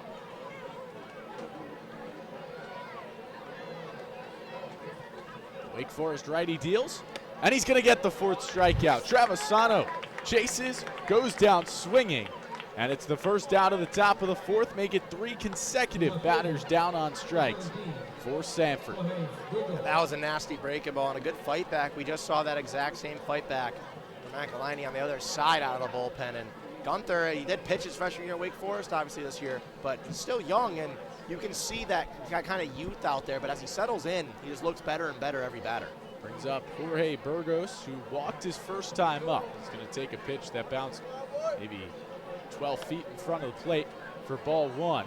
Burgos was thrown out at home on an infield single by Jared Davis. It was a heads-up play by Alex Alicea at second base, and can confirm that the play and the awkward slide at home plate did end up making Burgos with a nosebleed for half an inning, according to team photographer Madison Giltner of the Mainers. The 2-0, cut on and missed. Huge swing there from Burgos on the 91-mile-per-hour fastball from Gunther. I mean, yeah, it's on the upper third of the plate, and that's one of those fastballs we always talk about. It just looks like you can just send it to Jupiter, but it's so hard to hit. 2-0. He's now goes south in the zone in the count to 2-2. Good place breaking ball. It's the same exact spot. He just got a swing and miss on Trevisano. I don't mind if he goes back to it on the 2-2. 2-2, he goes down low again, but this time too far down low on the 91-mile-per-hour fastball. So the count to 3-2. The guy with a .330 batting average, .427 on-base percentage with SNHU this past year. The 3-2 cut on and missed. 4 consecutive strikeouts for Josh Gunther, 3 straight swinging, and there's 2 away in the 4th. Yeah, and they've all been on low breaking balls. He is just doing a great job, and I don't know who's calling the game. It's different for every arm and every kind of situation. If it's John Nowak on the bench, or if it's J.D. Jones behind the dish, or if Gunther's got it himself, but it's been perfect this inning especially. Matt Maselli lays off the first pitch low, and it's 8 strikeouts so far today for Keene pitchers. Gunther has 5 of the 8, as Maselli is going to break the strikeout streak. This one flown into shallow right field. The right fielder in-house comes on and grabs it for out number 3. It's a 1-2-3 inning from Josh Gunther on the mound. And after 3.5 innings of play, it's Sanford 1 and Keene 0 here at Alumni Field. What I'm looking for in a bank is one that's looking out for me, like NBT. I want a relationship and a team that supports me and my dreams, like NBT. And let's face it, life can get challenging. I need a bank that's focused on me. They've been rated tops in all the things that matter, like trust, customer service, and financial advice. So when I need a bank I can trust, it's always NBT and me. Rondé Barber here. Being in the NFL for 16 years, I've dealt with my fair share of bumps and bruises. But typical ice packs never stayed cold long enough, were messy and inconvenient. HurtSkirt offers the same long-lasting treatment as ice does, but without the hassle. HurtSkirt uses no antifreeze chemicals, ensuring that panels freeze solid and stay colder for longer. Drop the ice, skirt the hurt. Use code BARBER20 for 20% off and free shipping at hurtskirt.com. Well, Dan McElhiney didn't have much time in the dugout. He puts his Zephyr hat right back on. Zephyr is the official on-field cap of the NECBL, also known as the Z-Hat. Zephyr is the authentic college hat with over 800 colleges and channels that save energy and creativity into building custom hats of all types for pro sports team, clothing brands, and companies everywhere. Make sure you pick up your Keene SwampBats and Sanford Mainers official on-field cap today. McElhiney has his back on as the SwampBats will put their helmets back on. House, Wiggins, and Izquierdo do up. That's 4, 5, and 6, middle part of the order, looking to get something going. Base runners on for Keene in the first and the third. Went down in 1-2-3 fashion in the second. McElhiney had plenty of success in his first inning out of the pen, and he'll start things off with a strike here on the off-speed pitch. Yeah, Keene's offense has been, non-existent since that first inning where they had a little bit of 2-out rally going. House chops this one foul, count quickly 0-2. I mean, since then it's been 8 batters and only 1 reaching as Joe Jakonski worked the 2-out walk last inning, but haven't really been anything. And you can credit the pitching staff, you can also credit the defense in green. It was a nice play by Jared Davis to end the bottom of the third, as this one's cut on and missed. High fastball, and McElhiney gets House to chase it. 90 miles per hour on the gun, and it's the first out here in the fourth. Yep, there's the same pitch that we saw on the other side of this ball game with Gunther throw. That fastball upstairs looks so nice out of the hand, and for Brett House, a man who has sent 3 baseballs out of this ballpark, he looked at that thing and his eyes lit up and it just tailed up and he had no chance of touching that. Brings up now the center fielder out of Indiana, Andrew Wiggins. 0 for 1 today, grounded out to end the 2-out rally in the first as he takes the first pitch, called for a ball. SwampBats have only had base runners reach with 2 outs. Again, a double and a walk in the first and a walk last inning. As this one gets away from Russell, the count 2-0. And this is one of those offensive performances today that hasn't done anything, only 1 hit and a pair of walks. And outside of the other Sanford game this year where the Mainers came into Alumni and won, the SwampBats offense has been really good. It's just been the Mainer pitching staff taking care of them. 2-0, hit up the middle. Maselli goes, gets it, and fires on a first to beat a hustling Wiggins down the line. Nice play up the middle by Matt Maselli. It was a well-hit ball right there from Wiggins. He had to reach over the plate to get that on the outside. He left the bat at 86. And sometimes you just got to tip your cap to a defender because Maselli made a great play and a really good transfer from glove to throwing hand on the run, moving across your body. Got to give credit where credit's due right there. And this Mainer defense has been nothing short of unreal. Izquierdo up now, 0 for 1, popped up to Maselli his last time up, and it's going to take a first pitch strike from Dan McElhiney.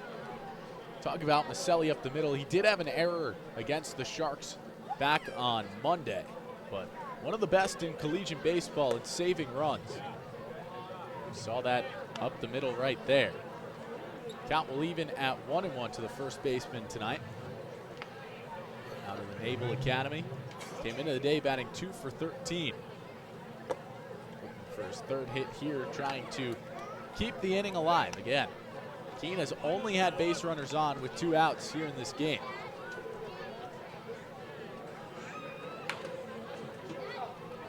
Izquierdo 0 for 3 with a strikeout and walk the other night against Sanford, as this one's going to be chopped down to third softly. Travisano picks it up and not in time at first base. It was a bang-bang play, and it's going to be an infield single and the 3rd hit of the season for Victor Izquierdo. Yeah, and he had both of those hits on opening day, and I mean, that's such a it's such a tough play over there on the hot corner from Travisano, and that's such a bang-bang play for our first base umpire, Jeff Kinney, to make. And if you're Izquierdo, haven't had a hit since opening night and have had some hard-hit baseballs find gloves, that got to be said as the baseball god's paying him back for some hits he's been robbed of. And it's another 2-out base runner, the 4th of the game, as this one's driven nicely to right. Toomey moves back a couple of steps before coming in and getting it for out number 3. They get 4 stranded on base by Sanford pitching staff here in this game. At the end of 4 innings of play, Sanford leads 1-0 on ESPN+. For our last on-field competition tonight, this one is run to the intern. The rules are pretty simple once again. You run outside the field and you meet at the middle beyond second base. The first side, all 3 members to get there are winners. Are we ready? 3, 2, 1, go! See the speed. Great job following directions and staying off the dirt. Very impressive. It's gonna be close. All 3 have to get there.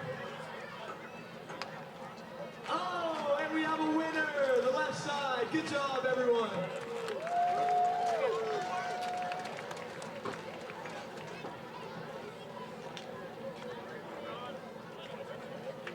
The New Hampshire Department of Health and Human Services want to thank the Keene SwampBats for their generous donation of SwampBats tickets to all the foster parents and relative caregivers in Cheshire County.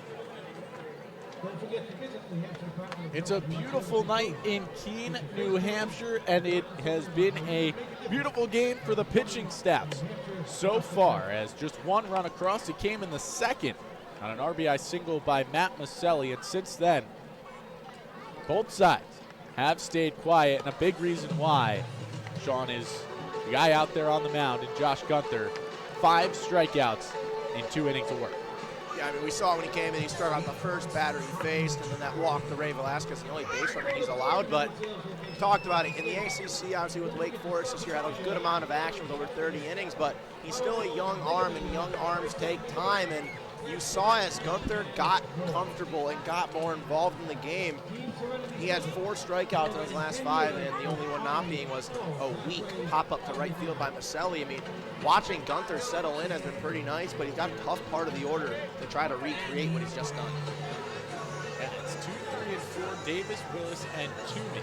Davis has reached twice, Willis has reached twice, Toomey been retired twice, both times on strikes. Davis, a pair of singles, one to right field and one that didn't leave the infield. It did end the inning, though, as Jorge Burgos tried to come around and score and was thrown out.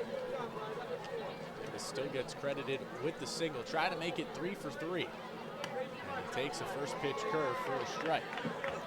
Yeah, that play back in the second was kind of the changer of the game. I mean, Alisei doesn't make that throw home, and it's 2-0. It could be a completely different game right now. Davis well out of front of that one, just completely whiffs. And now the count quickly 0-2 to the two-hole hitter. I mean, that breaking ball's disgusting. There's no other way to put it. I wouldn't be shocked if he goes right back to it. He will go fastball, and he'll get the strikeout. 6 strikeouts out of the pen now for Josh Gunther. And he gets the first out. A big one here in the top of the 5th. That's been the story.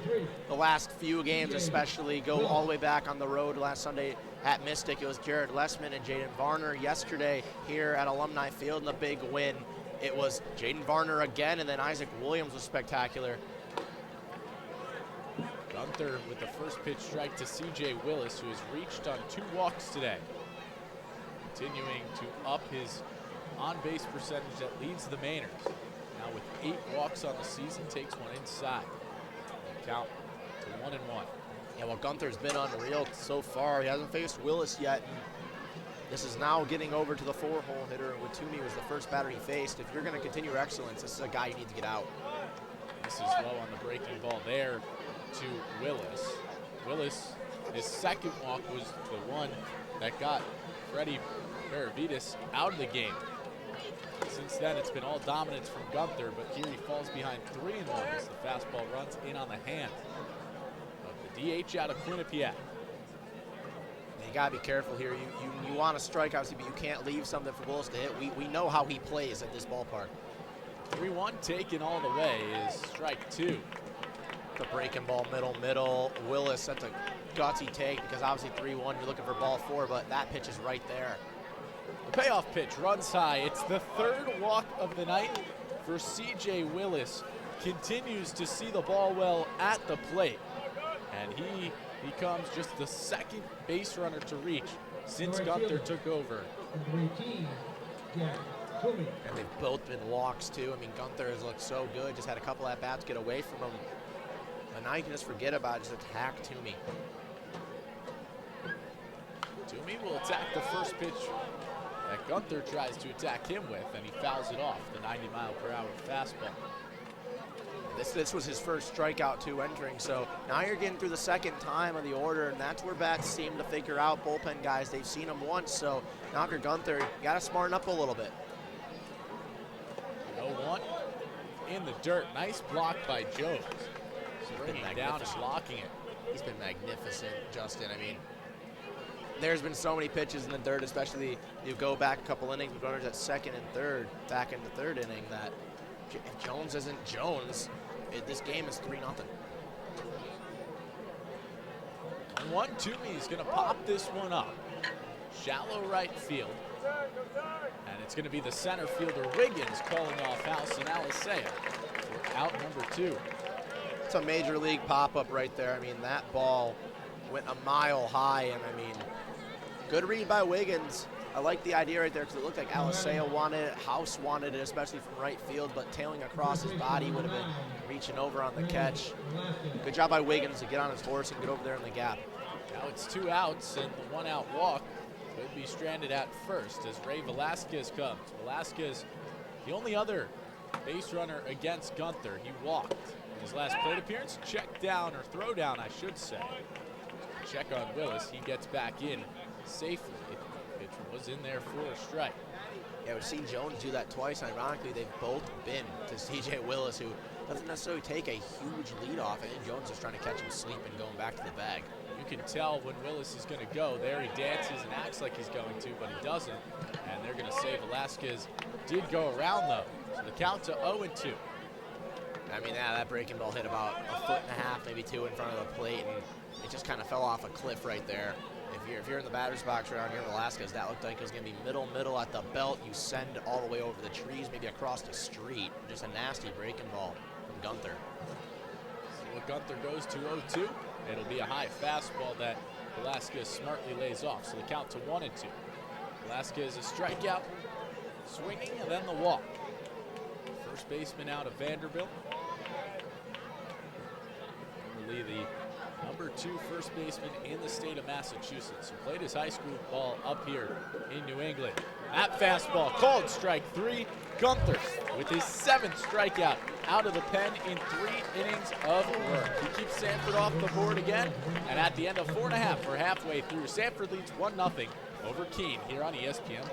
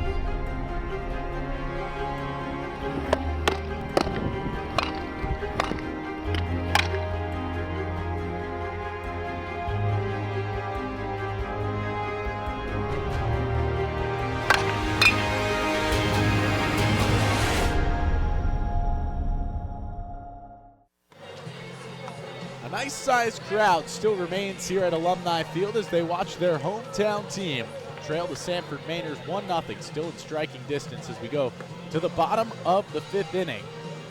8-9-1 due up for the home team, the Keene SwampBats. Still facing Dan McElhiney out of Binghamton University. Has come in and pitched well in his 2 innings. He's faced 7 hitters.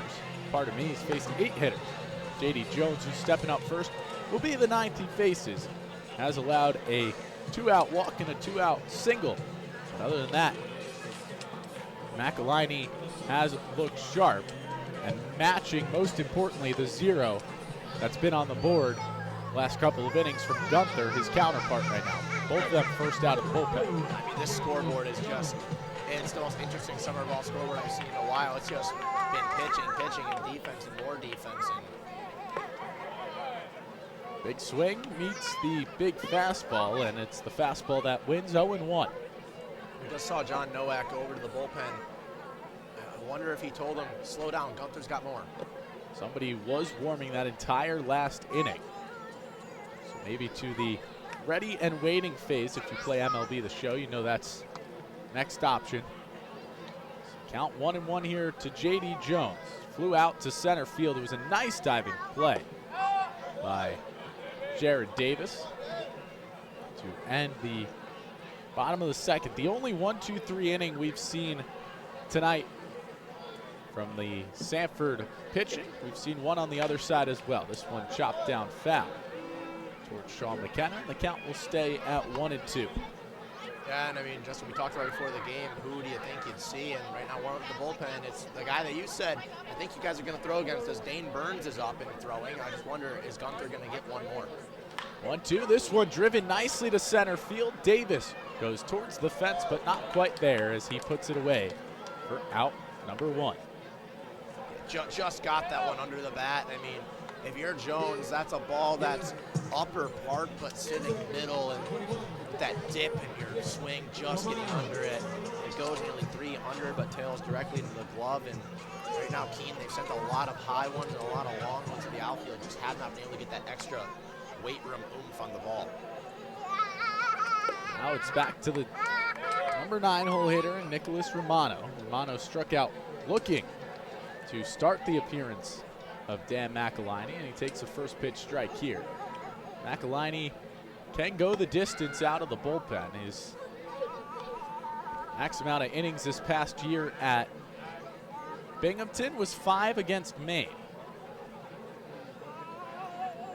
Back on April 26th.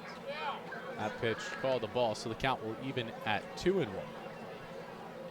Yeah, and if you remember that at bat, it was the one that we all kind of looked at each other 3 pitches in and said, uh-oh, what kind of outing is this going to be? And then since then, I mean, it's been gorgeous. 2-2 fastball called a strike on the outer third of the plate. So the count evens at 2-2 to the Florida Atlantic University third baseman here tonight. 0 for 3 with a strikeout against Sanford the other night. That one just misses low. So the count will go full. Second full count throughout the two ABs between Romano and McElhinney.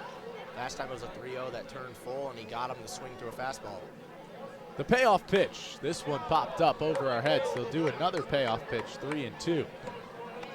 Romano did not play this past year at FAU. Due to an odd transfer rule in the NCAA.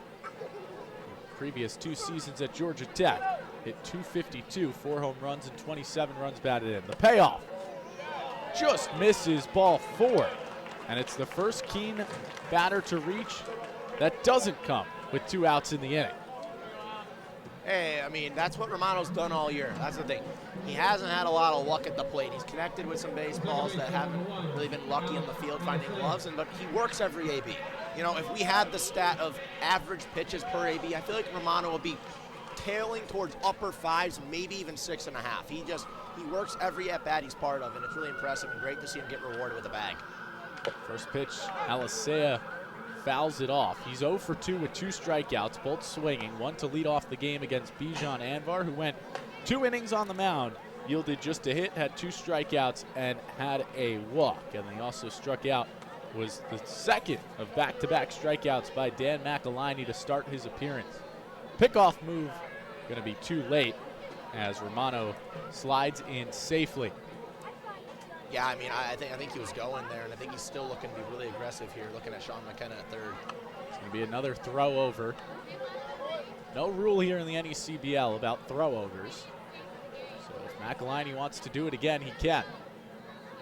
It looks like Romano wants to take off. He's not going to, as that pitch is fouled off, and the count 0-2 to the leadoff hitter tonight. And Alisea, who went 1 for 3 with a run scored, 2 strikeouts and a walk against Sanford the other night. You saw Russell pop up. I don't know if he was ready for him to take off or if he was necessarily going to go snatch back, because Romano didn't go, but he got up and he turned his body and rotated his hips towards first, so could have honestly seen a snatchback throw right there, and it would have been dangerous, as Romano does have a very nice lead with a lot of happy feet. Takes another lead. It's not going to go. The 0-2. Blocked by Russell behind the plate. The count to 1-2 as McElhinney tried to get Alisea to chase outside the zone on the breaking ball. Romano at first. Does not have a stolen base in his collegiate career. 0 for 0 in attempts. Not going to take off again. The 1-2 in the dirt. Nice block again behind the plate by the Maryland backstop in Russell. It just evens the count at 2-2. McElhinney really working the bottom half of the zone, trying to get Alisea to chase. It's a big out to try to get. You got Jakonski on deck, and it's a part of the order that he hasn't got a hit today, but we know what Joe Jakonski can do. The 2-2 fastball runs high and outside, so the count now full. Back-to-back full counts worked by SwampBats hitters, and now you wonder, is McElhinney reaching a fatigue point? Here, 2 1/3 in. Payoff pitch. This one hit back off the glove of McElhinney, and it's going to be an infield single for Alisea. Credit Maselli, though. He made that play close, and I thought there wasn't even going to be a chance after that ball hit off the glove. And what a play right there from Maselli. I mean, there's no shot that throw even gets off. That angle, he was almost at the ground, looking like Chad Bradford out there maybe, but at the shortstop position nonetheless. And sometimes you just need one to go your way. And back-to-back, you got a big walk from Romano and a big, well-worked count. Then Alisea, a beautiful single. And McElhinney had to act in self-defense, but if he didn't, that's likely an inning-ending double play, as it was going to be right over the bag for either Schaff or Maselli to take themselves. Instead, now McElhinney has to face the NECBL Player of the Week, Hitter of the Week in Joe Jakonski, who's 0 for 1 today, worked a walk against McElhinney. And this one in the dirt, runner's going to take off right in front of Russell. He bounces the throw in. Travisano's tag is too late. And it will be a wild pitch, if I had to say so. Count evens at 1-1, so tying run now 90 feet away, and that's big because McAliny has put some pitches in the dirt here in this inning. Yeah, the only thing that stinks about that situation, the LSA didn't take off, so the middle infield can still turn two here. If you're Jakonski, just make sure you get a well barrel on the ball, get it deep enough. Runner takes off for second. Russell's gonna not have a throw. And the count goes to 1-2. But Sean, that takes away the inning-ending double play you just spoke about. Well, I mean, I think Sean McKenna and Casey O'Brien saw what I saw, and they said, I don't like this look. We need to make sure that isn't really a possibility. Now, if you're Jakonski, infield playing in, just try to poke it over their heads, if anything. The 1-2. This is inside. Nice bite to that breaking ball. So the count evens at 2-2. Sanford is trying to nab the runner and keep their 1-0 lead intact with the infield in here. The 2-2, that one in the dirt, and the count to 3-2. 3 straight full counts here against Dan McAliny. Glad to see that because the first couple outs and first handful of batters McAliny saw, I mean, he eased through it. If you're Keene, you saw that and you said, we have to make this guy work or we're going to deal with him all the way to the ninth. As you mentioned, he can go the distance out of the pen, and with the way his first couple innings went, you do not want that if you're a SwampBat fan. At 53 pitches is McAliny. For his payoff, asks for a new ball. The 3-2. That one hit sharply off of Maselli's glove. He's going to fire on to first in time. The tying run will score. It's an RBI ground out off the bat of Joe Jakonski, and you just have to give credit to Maselli. He kept that ball in the infield. I mean, Maselli's playing on the grass, so he's not very far away at all. Maybe I don't even know how far you can really attest to that one being, but 93 off the bat directly to him, and he tried to kind of flash the leather right there. But a big play, got off the edge and to be able to get it back. But now, two things: you're Molinaro at the plate, you can get the lead for the first time. Molinaro will slice this one the other way foul.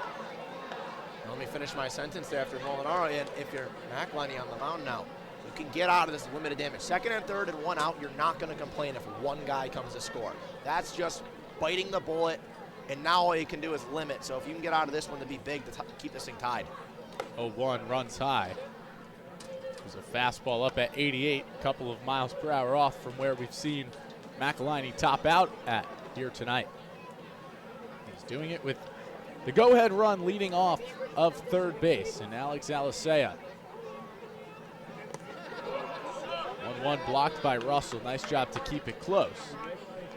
So the count to 2-1 harmlessly.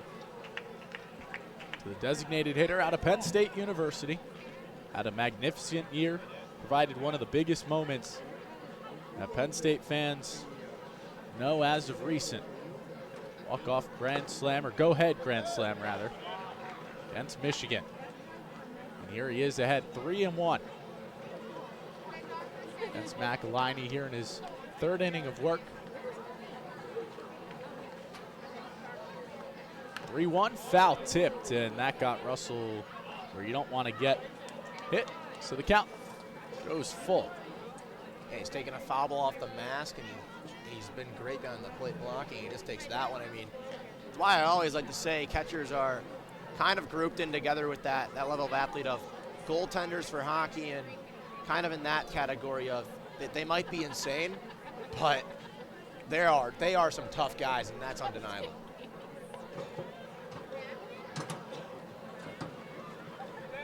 Molinaro says something to his fellow Big Ten baseball athlete in Russell. It was Penn State that ended Russell's season at Maryland. Now the Penn Stater awaits the 3-2, and it's going to be low. So Molinaro reaches on the walk. And it's runners on the corners here with 2 away for Keene. And it brings up the 4-hole hitter, Brett House. And it also brings Nick Lops out of the dugout. Haven't seen a motion over to the bullpen just yet. And I think he's going to go talk to McAliny before he decides on anything. Yeah, and right now, if I'm Casey O'Brien talking over there to Bryce Molinaro at first, I'm saying go. Go the first chance you have. It's a new arm obviously coming in, but go the first chance you have, get on second, and get a chance for House to drive in 2. New pitcher coming in here on ESPN+.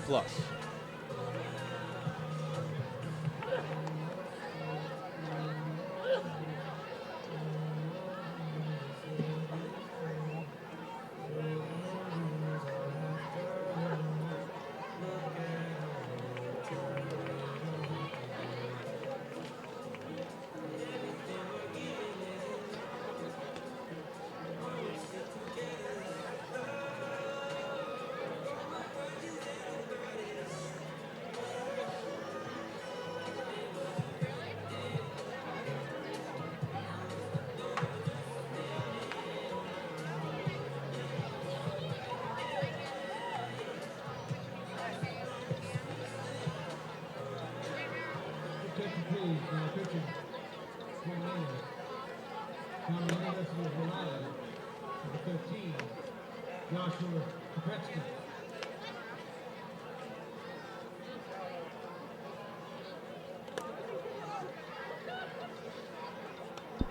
New pitcher you see on your screen is Josh Kopetsky out of the University of Rhode Island, on for now his third appearance this summer. Has pitched 4 innings, allowed 2 hits, 2 runs. They were both earned.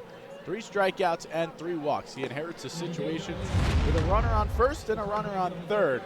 2 outs. Both of the runners the responsibility of Dan McElhiney, who had a really nice appearance out of the bullpen, but the third inning proved to allow Keene to put some base runners on, bring one across, and tie up the game at 1 apiece. Yeah, I mean, he looked really good his first 2. Then Keene kind of changed their approach through this inning, and it's been a good one, and it's a big spot. And I always like to say it, I sound like a broken record if you watch SwampBat games. Every game, I feel like I'm saying this, especially with the close one. You look back at moments, and you think to yourself, that changed the game in either a good way or a bad way, depending on what side you stand on with the Mainers and the SwampBats. This is probably that moment.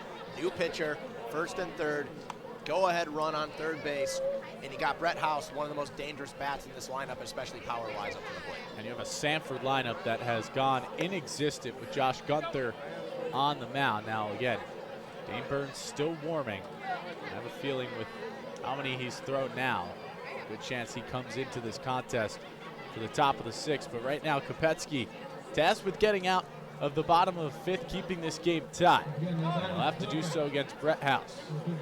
0 for 1 today, struck out after a walk in the first inning. Has 4 hits this summer, 3 of them have left the park.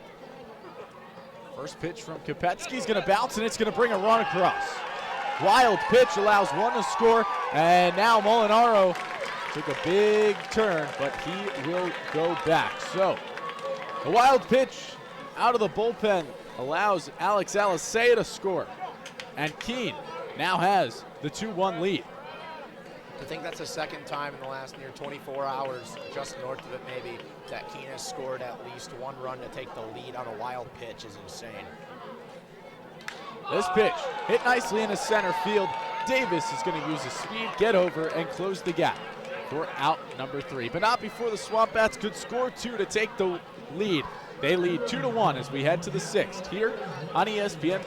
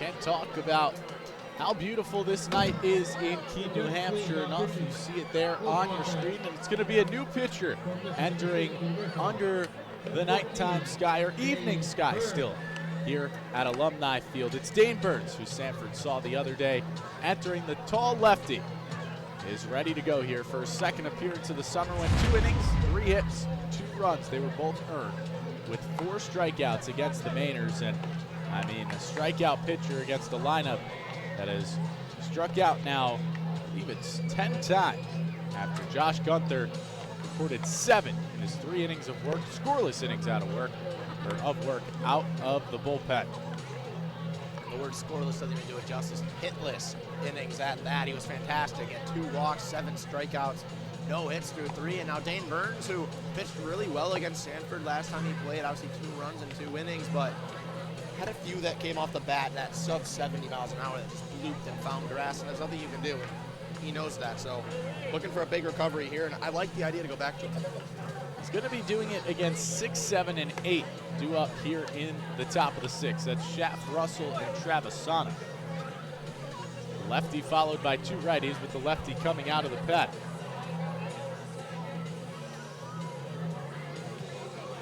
Dane Burns has a fastball that touches high.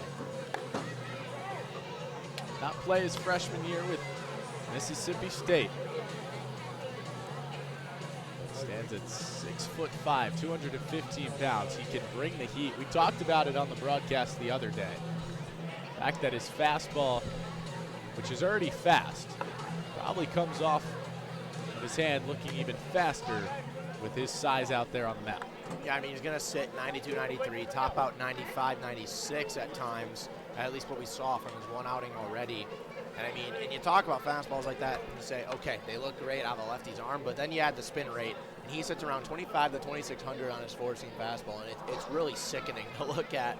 And that's what kind of made it so unfortunate that Sanford got those hits off, because going back to that outing, no more than a week ago, he looked really good. It was just unlucky, bounces didn't go his way, so big time right here to try to hold now what is a lead. First pitch high and tight to Blake Schaff. 1 for 2 today, a double, scored a run, the only run for Sanford. It held up till the bottom of the 5th, 2 runs across, and now it's the 1-run lead for the other side, the home team, the SwampBats. Schaff out of Georgetown, just completed his freshman year. 1-0, cut on and missed. His count evens at 1-1. Isaac Williams had a 3-inning save last night for Keene. Chance for Burns, he'd go an extra inning if that's how Sean McKenna wants to play this, and depends on how his pitching is, and so far so good as that one beds into the zone to count 1-2. I'd have to imagine who they're bringing in next. I don't think Burns goes 4, but who does Sean McKenna go to with Williams not able to go, obviously pitching 3 last night? It's going to be interesting to see. The 1-2, that one hit the other way to third. Romano fields, low throw, and Izquierdo does enough to get it at first base. First out of the top of the 6th, and this has been a problem for Sanford. They can strike on starters, they struggle against the bullpens, or at least it's been common. I can't say it happens all the time. 4 hits off of the starter here today in Freddie Buravitas, and since then, nothing. Buravitas left with 1 batter into the 3rd after a walk. Devin Russell steps in, his first time here against Burns, and he takes it for a strike. Swinging strikeouts in both of his first 2 at-bats, not only of this game, but of the summer. 1 misses outside, so the count will even at 1 apiece. Yeah, it's kind of the opposite with Keene. They struggle against starters, and they get going against bullpens. Now it's the 2nd game in a row they've put up 2 runs at the bottom of the 5th inning that have given them the lead on, nonetheless, wild pitches. 2-1, cut on and missed. Count now 1-2. Burns looks good so far out of the pen. That one at 93 and low in the zone.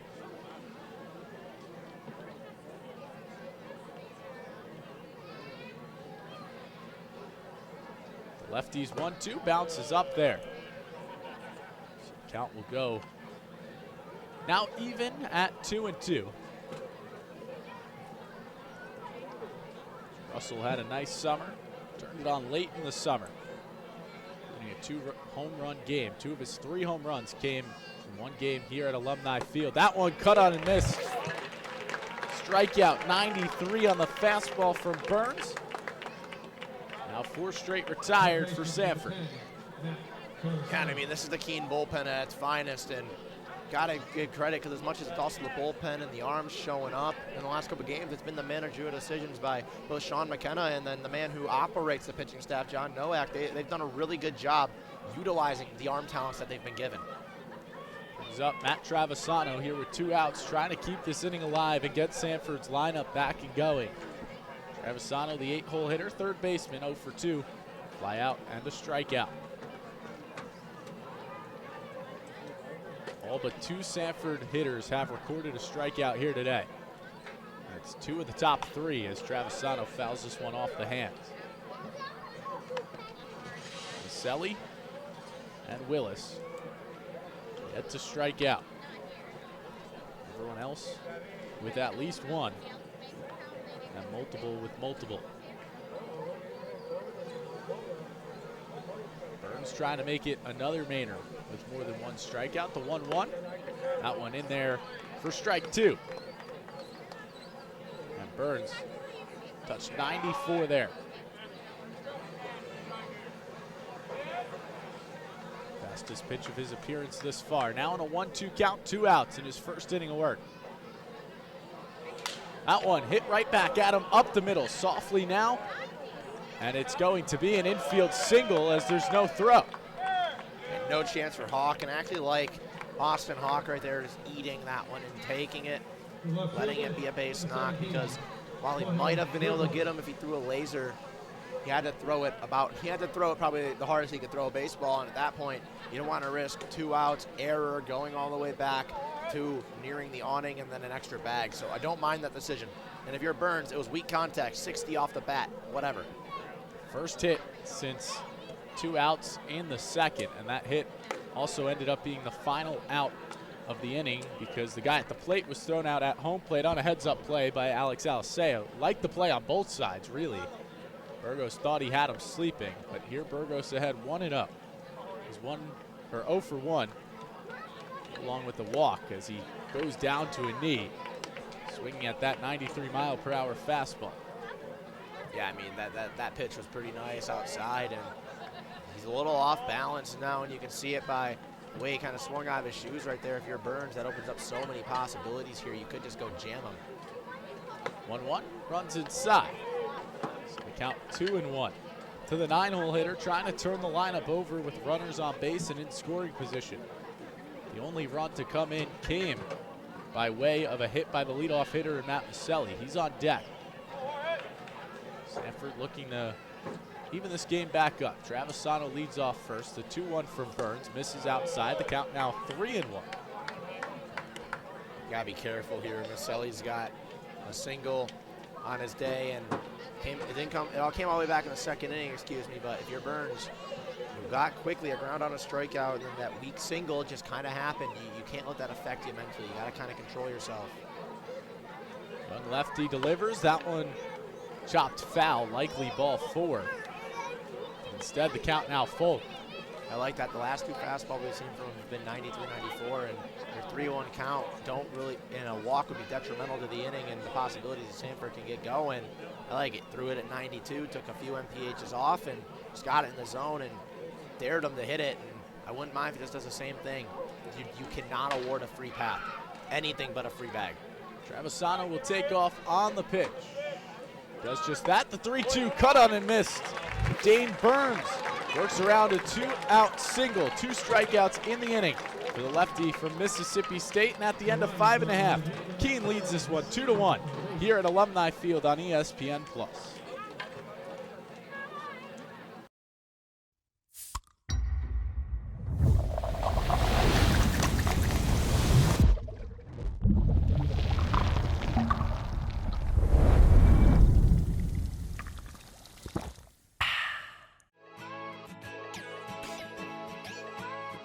We are Keene State. Here, we believe that everyone is welcome and anything is possible. Look closer. We are a tight-knit community, an inclusive community, where people can be their true selves. Bring your ability, background, culture, or traditions, whatever makes you you. You already have what it takes. Welcome to Keene State.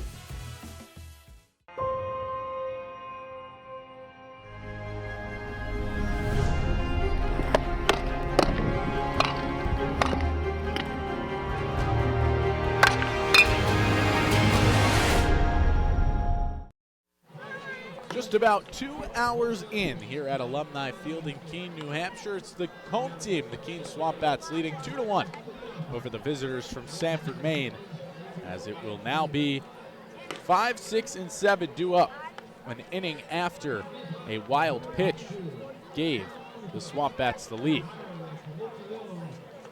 The fact that that's been said multiple times in this press box in the last 2 days is a little bit mind-boggling, especially considering they were both in the bottom of the 5th inning. But and with 2 outs. I mean, it's a little mind-boggling and a little like, oh, okay. But now if you're Keene, you got to shorten your swings, change your approaches. You only got 3 hits through 5, and yes, you're winning, but you want to try to get insurance for your pitching staff that's doing extraordinarily well. Lefty-lefty matchup, pardon me, as Andrew Wiggins takes a first pitch strike from Josh Kopetsky. Wiggins today grounded out to second and then grounded out to short his last time up in the 4th. So he's grounded out both times up the middle. As that one nearly clips him up high. So count 1-1 to the Indiana outfielder.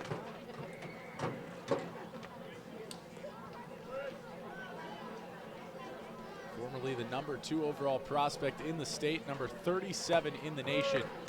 By perfect game as he takes that pitch low in the count 2-1.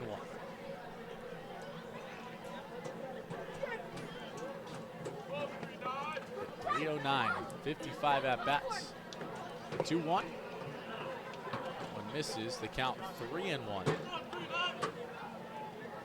Yeah, this is a kid that he's looked more comfortable as he's gotten more swings and more ABs here. He's got 2 groundouts today, but if you remember his last one in the 4th, he hit it very hard. 3-1, cut on and miss. Big swing. Meets the 88-mile-per-hour fastball out of lefty Kopetsky's hand. So the count goes full in the first at-bat here in the bottom of the 6th. Out one, cut on and missed. Back-to-back 88-mile-per-hour fastballs. Kopetsky gets Wiggins down swinging to start off the home portion of the 6th. We look around the rest of the NECBL. This North Division battle, right now it's Keene 2, Sanford 1.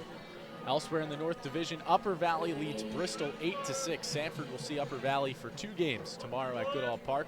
Vermont leads Mystic 6-4, looking to extend their winning streak to 6 games after their opening day loss. The first pitch is fouled off by Izquierdo. Martha's Vineyard looking for their first win of the summer, tied 1-1 in the bottom of the 7th with the Newport Goals at Cardines Field. And North Adams, struggling as well to start the season, leads Valley 2-0 in the top of the 6th. We're here in the bottom of the 6th as it's another big cut and another miss as Kopetsky has looked sharp. It was his first pitch. That was the wild pitch. It allowed McElhinney's run to score.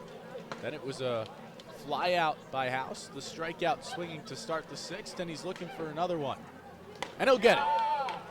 Josh Kopetsky with back-to-back swinging strikeouts, and we're quickly 2 outs in the 6th. Yeah, he looked comfortable, and it was kind of the same story. McElhinney started struggling as first hitter with Nicholas Romano, fell down 3-0, and then cruised up until that 3rd inning of work where he got north of 55 pitches, and where he started to see a little bit of fatigue. And right now, I mean, Kopetsky looks really good out there, and that's all you can really ask for from your lefty because both pitching staffs are putting up absolute gems right now. Brings up Austin Hawk. 0 for 2 today. Ground out and a fly out to right field his last time up, which ended the 4th. He's ahead here 1-0. Out of Wake Forest. This one hit off the hands, and it will go just foul down the right field line. So count at 1-1. Yeah, that's one that if that falls, speedy Austin Hawk easily has got 2. And I mean, it depends on how fast Toomey is from right field. He's playing fairly off the line, obviously on the right-handed hitter. Not really expecting not expecting anything down the opposite field line, especially tailing. So it could have been dangerous right there, and kind of a bullet dodge for Kopetsky.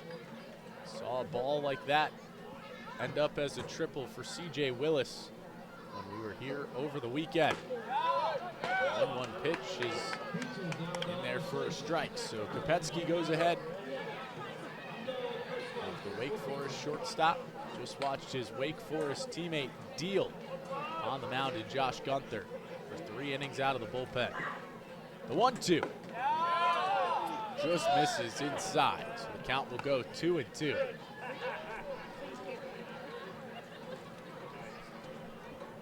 Hawk played 2024, 37 games, batted .231 with Wake Forest after spending 2023 in North Carolina.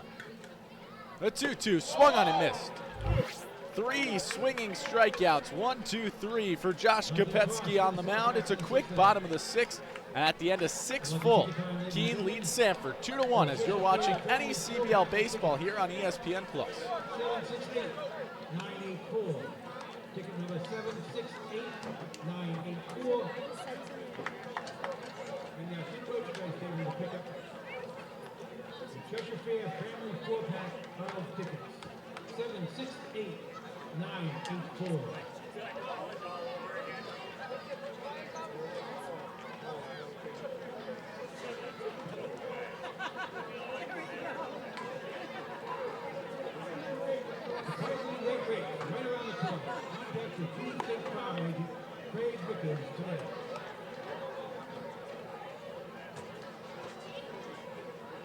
Leaders of Devon Inn, Ringo Desert, and for the same-day emergency visits.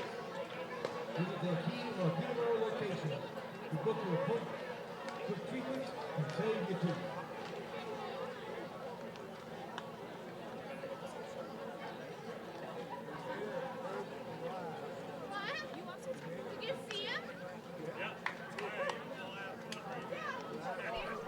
Dane Burns back on the mound as we start the 7th inning of action here at Alumni Field. 2-1, SwampBats take the lead at the bottom of the 5th, and they maintain that lead here in the top of the 7th.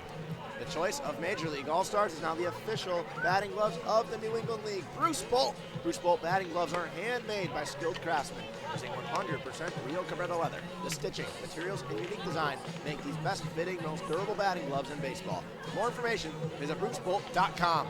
That's brucebolt.us. We start out here in the top half of the 7th inning, and Sanford looked really good to start this game, and then the bullpen got the call, and since then it hasn't been very lucky for the bats in green. Sanford has only stranded 4 in scoring position today. They've stranded a total of 8 on base in the contest, and you look at those 4 and you go, maybe if you just got one more hit with runners in scoring position, this game's tied or possibly still in the lead if you're the Mainers, but you can't look at what already has happened. If you're Sanford, you have to look ahead. You've got 9 outs to work with, and you've got your top of the order up here. Maselli goes after the first pitch down low. Got it foul for no 1 count, and you said it right there. He got 9 outs to play with. It's just a 1-run difference, so it's not like it's going to take a lot. Just put some quality ABs together and chip away has got to be the message right now throughout that Sanford dugout.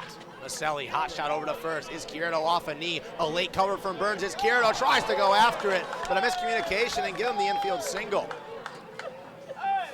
I mean, it's just what you talked about. Put some good at-bats together. Find little plays like that to end up on first base. Nice speed by Matt Maselli. We know he has it. That one will be ruled a single, as Sanford has hits in back-to-back innings after not having one since the 2nd. Got the leadoff runner on, and you've got some creativity you can work with the speed of Davis, the bunting ability of Davis. Got to get the runner in the scoring position. Would not be surprised to either see Maselli in straight motion or to see a sacrifice bunt by Jared Davis. Bunt would make the most sense after the leadoff single, and he squares up and puts it right back to the mound. Burns going against his body, bare hand, pick up the throws wild at first. Runners go around second, go to third. Maselli gets the red light, but runners at the corners after the E1, and just like that, the tying run is 90 feet away, and the out column still is a goose egg. Yeah, I have to imagine it's an infield single for Davis. It is. Then the error that allows Matt Maselli to reach third, and now this is where you can get even more interesting. If you send Davis in motion, potentially end up messing up the rhythm of Burns, and a wild pitch pass ball could get us right back even, or if the catcher Jones decides to end up throwing down a second, could see a double steal situation. Lots of different things to work with here if you're Sanford, especially with the bat that's at the plate too. Yeah, John Nowak's got to have a word with his young left-hander. That's such a good place bunt by Jared Davis. I mean, it did go a nice amount, almost past the mound, but with the lefty Burns moving across his body, that's a tough play to make. He tried to barehand, it just slipped, and an unfortunate circumstance right there. And Davis is now 3 for 4 today, 3 singles. Only 1 has left the infield, and that was the one back in the first inning that went the opposite way to right field. See the mound visit, but at the same time, Nick Lops is talking things over at third base with Tim Moreau, trying to decide what to do with Davis at first. And if I had to guess, you'd send him here, as you could potentially put 2 in scoring position for C.J. Willis, Jack Toomey, and Ray Velasquez, your big bats. And if you're Sean McKenna and John Nowak, you have confidence in your lefty, but not having an arm throwing in the bullpen right now is a bit of an interesting decision with this situation going on as ball one's delivered to C.J. Willis, who has walked 3 times and been stranded on the base paths every single one. Now thinking about it, they might not be sending Davis this way. You have to pitch to C.J. Willis. Davis trying to get in the mind of Burns. At least he will go, but a hit and run is spoiled as that one's fouled back into the swamp here at Alumni Field. And getting the steps in, Jared Davis has to go all the way back to first after sliding into second. Yeah, Davis didn't go on the first pitch. Went there on the second. Was fouled off by Willis. It's just some mind games being played here, some back and forth. It's a fun game. 1 run in the top of the 7th. He looks over again. Maybe a little rattled after he took off on that one. That one too low for a 2-1 count. C.J. Willis today, 0 for 0, 3 walks. And you could tell that this Keene staff has been trying to work around him after what he did here back on Saturday. And what he did here last year, runner takes off, a perfect jump, pump fake throw from Jones, give him the stolen bag, and make it a 3-1 count, second and third with no outs, now 90 feet away from tying, and 180 feet away from retaking the lead. 6 stolen base now in the season for Davis. Most importantly, it puts the go-ahead run, as now the infield comes in. Elsa and Hawk are still playing double play depth. That taken away with the stolen bag. 3-1 finds a zone, and Willis doesn't agree, but committed a cardinal sin of turning around to throw the bat to the dugout and trot to first. And the call from Alan Liberdoni goes the other way. So now it'll run full. Looking for a big out here is Dane Burns. First inning was fairly easy, but now has a little bit of trouble with back-to-back singles, second and third. Delivers, payoff pitch is fouled off on the lower half of the plate. We'll do it all over again. And that's a good piece of hitting to stay alive by Willis. He was ahead of it and he was chasing it as that one continued to fall out of the zone. But Willis did a nice job to hold back just enough with his hands, foul that one off, and get another 3-2 pitch. Burns can get the first out, that would be huge, but second and third with no outs is a tough situation as a pitcher. That one, a line drive, Alice say a perfect place playing in. If he's playing normal depth, that's a ground ball that hops and might be an RBI ground out, but instead there's one away. It's a huge first out with 2 runners in scoring position. Sanford's woes with runners in scoring position continue. Now it's up to Jack Toomey. Infield still playing in. Toomey 0 for 3, popped out to center field his last time, up in the 5th, and has 2 strikeouts to both Bervedas and Gunther. Has not faced Burns yet and sends a hot shot deep to right field in the first pitch. House on the beeline, looks up, it's off the wall. It'll tie this game at least. Going around third is Davis. He will score easily standing up. It's a 2 RBI bases clearing double off the bat of Jack Toomey. And just like that, Sanford's on top, 3-2. Jack Toomey had struggled today, 2 swinging strikeouts, then a flyout, and right there delivers opposite field double. Went the long way for it, but Sanford gets the tying and go-ahead run across, and now they lead 3-2. Jack Toomey, just a nice piece of hitting to take that ball wherever he could take it, and that was to the fence out and right for the 2-run double. Yeah, and shocked we didn't see him turn to go after a third bag after it took a weird bounce on Brett House. Turned around immediately and just started sprinting to the wall. 1-0 count now as that one misses.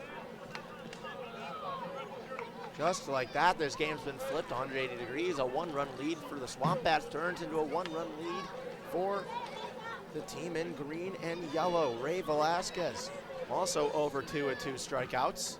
Has a big lead at second. Chops that one over to third base. Rushing in Romano. Looks to second. Keeps the runner. Throw is high off the glove. Izquierdo looking on E5 in foul territory. Big round at third. They'll hit the brakes there. Make it second and third still with 1 out on the E5. And that's just an error that you cannot afford if you're Keene. You've got the second out of the inning right in your hands. The throw goes high off the glove of the first baseman and allows Toomey to get to third, Velasquez into second, and it keeps it with just one out in the inning. And a big opportunity now for Blake Schaff, who doubled back in the second inning to score the first run of the ball game eventually. Since then, 0 for 2 with a strikeout. Takes the first pitch inside for ball 1.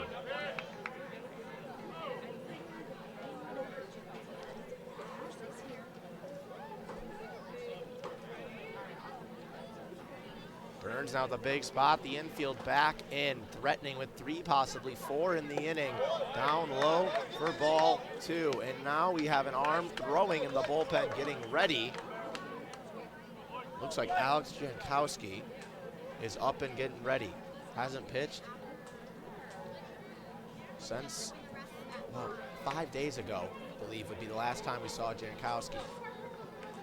2-0 count, taken inside for a 3-0. The bag is open at first, but a 3-0 count now, and threatening. The base is loaded with just 1 out.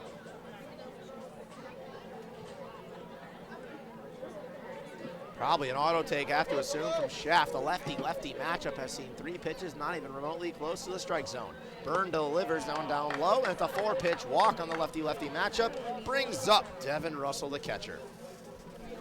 And this is just good discipline from Sanford not to get out of their shoes. They could tell that Burns is struggling. This is similar to what happened the other day. Started out hot, just couldn't finish the same way. And now Sanford has the bases loaded, but inning-ending double play back in order. Forced at any bag as well. Russell struck out 3 times, but the 2 batters before him that have struggled this game, Toomey and Velasquez, have both reached. Big swing and a miss down low at 92 below the zone. Went after it for strike 1. Travisano standing on deck. He's 1 for 3 with a big single, the only hit before this inning off Dane Burns. He's seen 3 of them in this inning. That one just misses for a 1-1. Outside in the left-handed box on the right-handed hitter of Devin Russell. Russell's one of the only 2 strikeout victims to Burns that both came back in the top half of the 6th inning, which would have been Dane Burns' first inning of work. That one down low gets by Jones and could have made a break for the plate, but electing to stay at third is Toomey. That's a smart play by Toomey. Jones did enough behind the plate to keep it close to him, and that's a difference maker. We've talked about him several times now behind the plate in Jones. Has had a solid night, and right there just kept Sanford's 4th run off of the board. I think it was a smart holdup by Toomey at third base. Toomey stands at third. Velasquez stands at second after the error at third base. And Blake Schaff worked that 4-pitch walk on the lefty-lefty. He stands at first. Corner of the infield playing in the middle. Double play depth. That one upstairs, and the count goes from an 0-1 to a 3-1 count. Threatening, walking home. The 4th run of the game and the 3rd run of the inning. I'd have to assume if this is a walk, we'll see Sean McKenna get up and go to the mound to call the pen again. 3-1 count for Burns. Bases loaded. He delivers a good pitch, and there's another Cardinal sin, flipping the bat around, and it was a close one, and that's 2 close calls that have been spoiled by Sanford hitters, making a premature move to trot over to first. If you're Burns, you might have just caught a little bit of a break. Can you capitalize? Payoff pitch with 1 away. He delivers, swing and a miss on 91.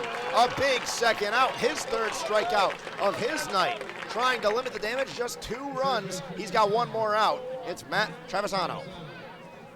Yeah, I can see frustration from Devin Russell. He has a good gripe there with the pitch that he thought was ball 4, would have walked in a run. Instead goes down on strikes for the 4th time tonight. And now leaves it up with 2 outs to Matt Travisano, who had a single last inning against Burns. Just hit off the bat very lightly. Burns now looking for anything. That one's lightly off the bat again down the 3rd base line and foul. Rode the chalk line, but went to the left and went foul as Nicholas Romano returns the ball to Dane Burns.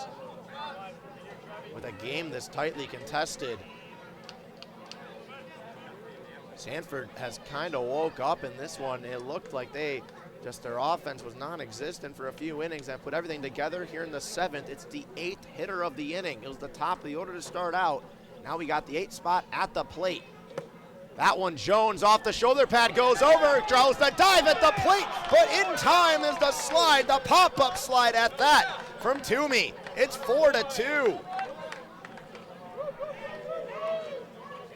On the wild pitch, I'd have to assume you score that.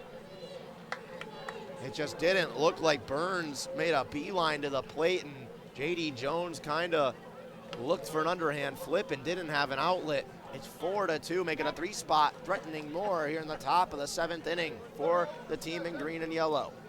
Toomey got a good read on that one, got the jump, and just went. It was a bang-bang play, but a nice slide by Toomey. He's safe. He held up the first time. That time he wasn't going to hold up. Now Sanford's lead is doubled. Burns now set to deliver a 1-1 pitch, a big swing and a miss on a 90-mile-an-hour fastball. And he's 1 strike away. It was a picture-perfect 6th inning, the only base hit being 62 off the bat, and the 7th has not been fun. Make it 3 hits, a walk, and an error that have led to this point. Runner takes off from first, way upstairs. Jones pops up, he gives him a standing up stolen bag, and now second and third with 2 outs. Yeah, Schaff stayed at first. He got a bad read on the wild pitch that allowed Toomey to score. Had to wait to make sure Velasquez was going there. He takes off on his own. That one will show up more in the box score for Schaff as a stolen base instead of the wild pitch, allowing him to advance. Burns 2-2, got the fastball. 3 runs come across the score on 3 hits, a walk, and an error that extended the inning even more. We stretch and go to the bottom. This game is completely different. It was Keene on top, now it's the Mainers.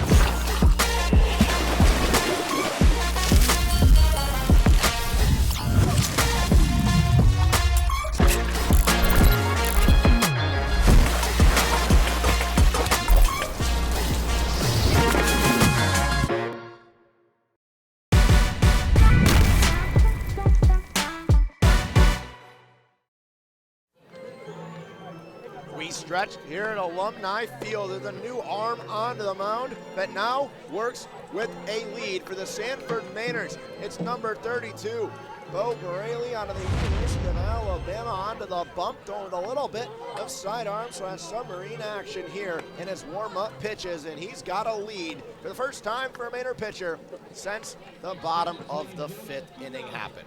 And Braley struggled a little bit the other day in Vermont in 2/3 of an inning. 3 hits, 3 runs came around to score while he was in, but it was his first appearance since high school. He battled Tommy John surgery, missed the rest of the 2023 spring, did not pitch in 2024 with Alabama, so it was his first time on the mound in quite some time. Showcased a lot of good stuff.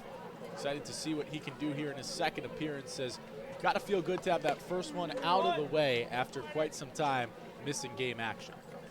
And it's a big opportunity for Keene to recover after 3 spots. It's put up in the top half of the 7th. The new arm takes the bottom.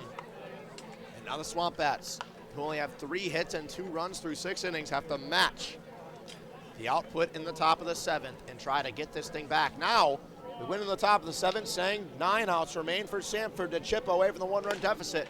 Now, 9 outs remain for the SwampBat offense, but they have a 2-run deficit to work with. And a lot of work to do at that, as the offense only mustering 3 base knocks throughout 6 innings to go.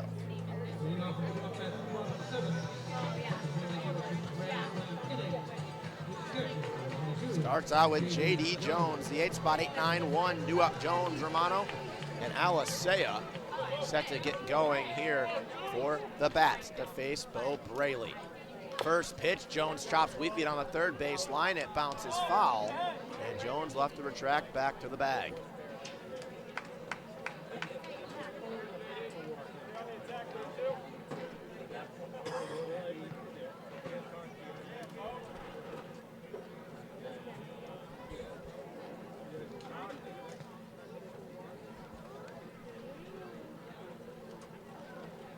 J.D. Jones looking for something to go his way. He's flown out twice to center field, but they've both been pretty decently hit baseballs that have basically nearly found grass, but he's been robbed twice by Davis, as that one's way outside the left-hand box, corralled by Russell, and returned for the 1-1 pitch.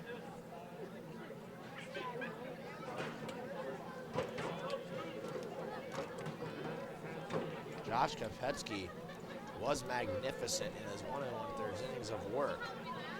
The bullpen's been pretty solid, the pitching staff especially, only allowing 3 hits up to this point, but Jones has fought back to a 2-1 count.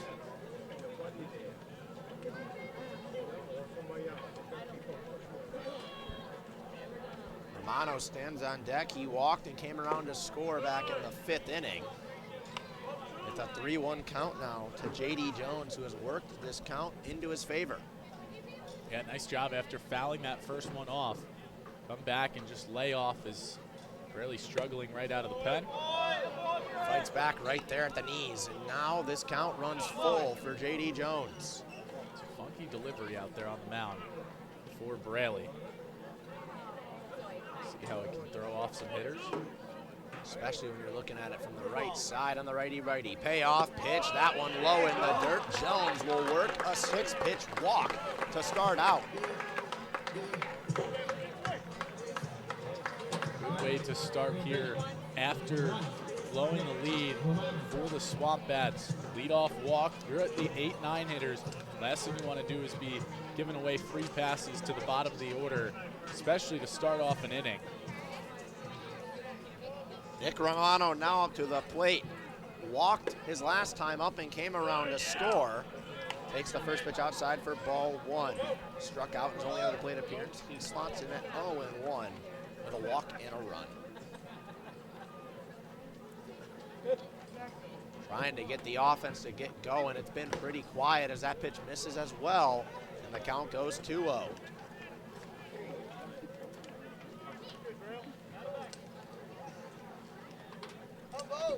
The 8th base runner of the game for the SwampBats stands at first.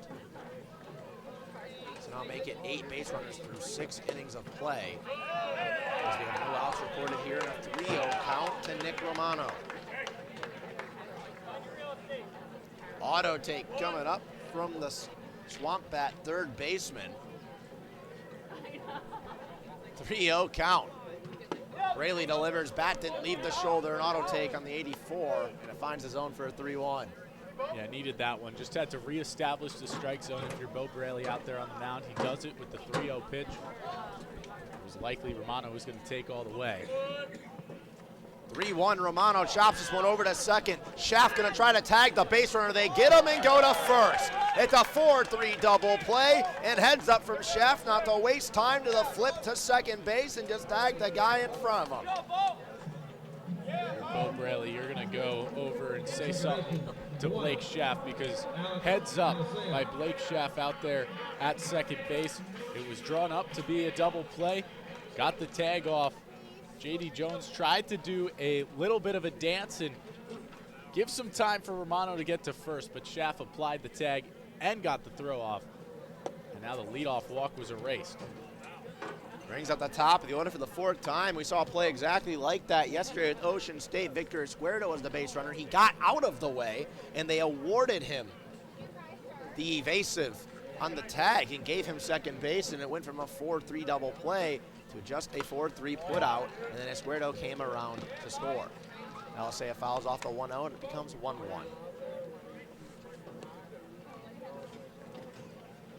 He's 1 for 3, singled back in the 5th, stole a bag, and came around to score on the wild pitch. He was the go-ahead run until Sanford took the lead right back. 2-1 count. He watches that one on the outside.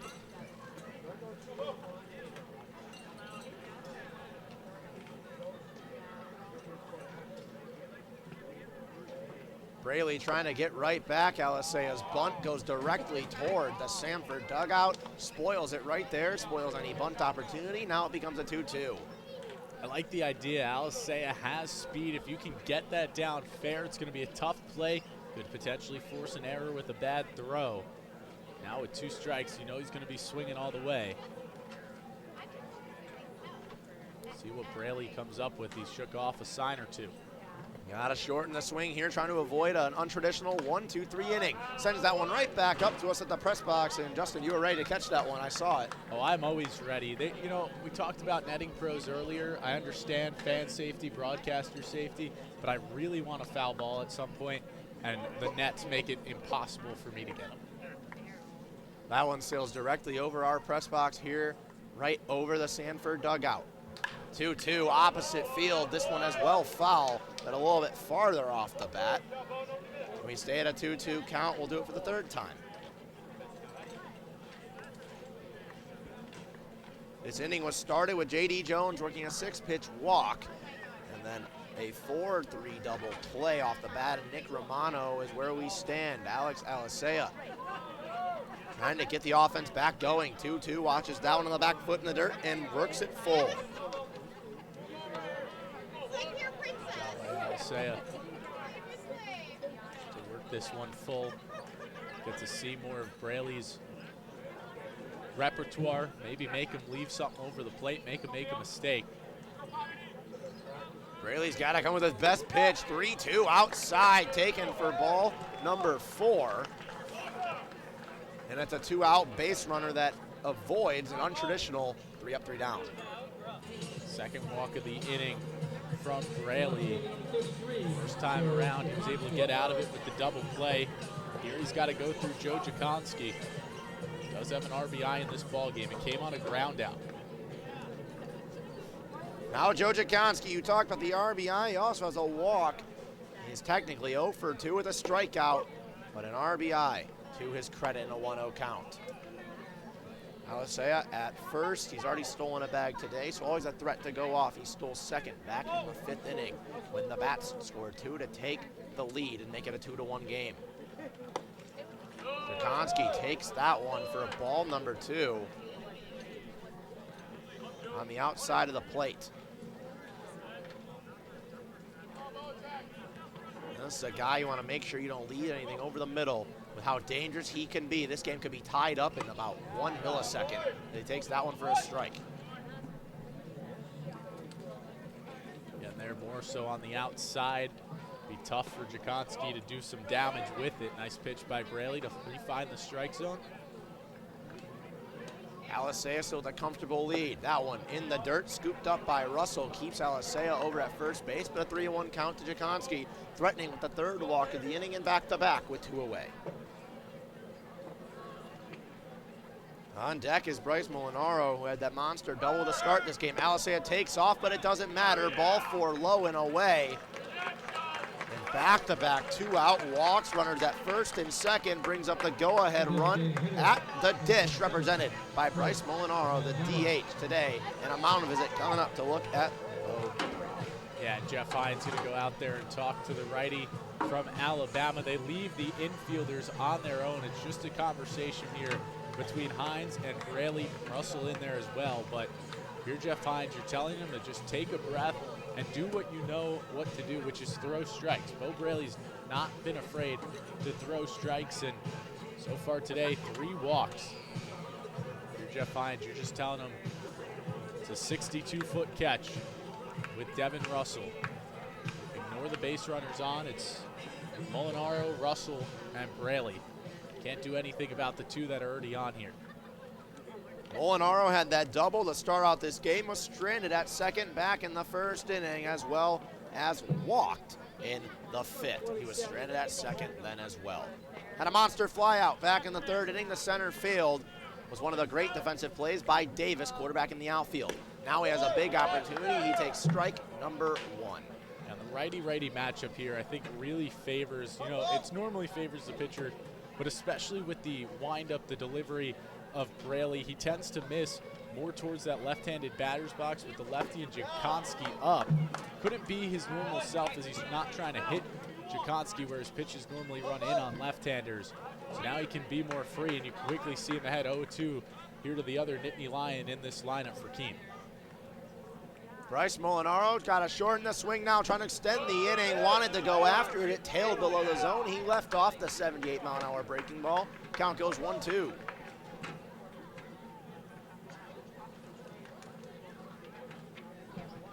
Alex Elisea at second, Joe Jakonski at first, back-to-back 2-out walks. Molinaro swings through the breaking ball, and they strand 2 on in the bottom part of the 7th. We go to the 8th, and Sanford looking for more insurance. They lead by 2 here on ESPN+.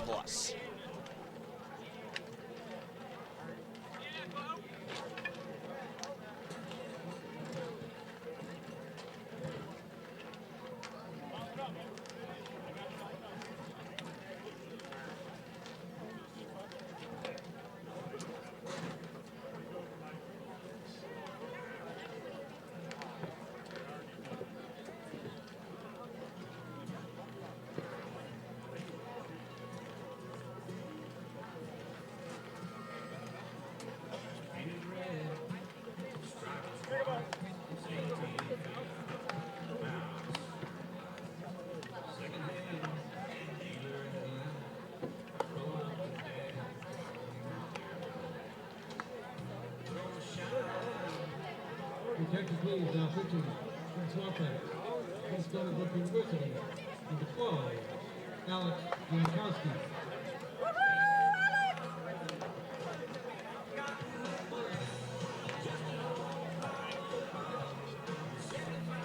We start the 8th inning, the final 2 in the latter half of today's contest with the SwampBats and the visiting Sanford Mainers. If you're just joining us, this game has been back and forth in a pitcher's duel, defense duel at that, but 3 runs in the top of the 7th inning, the biggest crooked number in this game that took a 2-1 deficit for the team in green to a 4-2 lead with 6 outs remaining for the SwampBat offense. Yeah, and that was a good inning by Bo Braley, despite the 3 walks. What matters most is you put up another 0, and now you give your offense the chance to add to insurance rather than putting insurance runs back on the board. Bo Braley did just enough there to get out of it. Huge strikeout, showed a lot of emotions after it too. And Sanford leads by 2 heading into the final 2 innings. New arm out there for Keene. It's Alex Jankowski, so another arm that Sanford saw the last time they're at Alumni Field. No more than a few days ago, they see him again. Jankowski, through 2 innings of work this year, has been pretty darn good. He's allowed 2 hits, walked 1, and struck out 3 through 10 batters faced. And now in a big spot, trying to keep this game within an arm's reach for a team that needs any sort of momentum that they can get.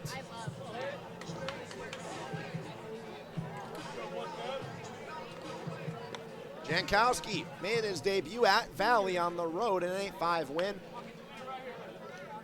Through 1/3 of an inning, struck out a batter and allowed 1 hit.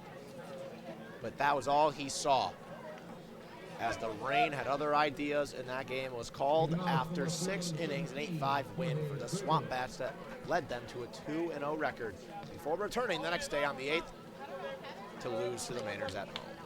Now they trail to the Mainers again in the latter half of the game, 4-2. Top of the 8th inning. And Jorge Burgos starts off this one against Jankowski at the top of the order for the 5th time, set to roll over. First pitch upstairs, left off from the righty Jankowski.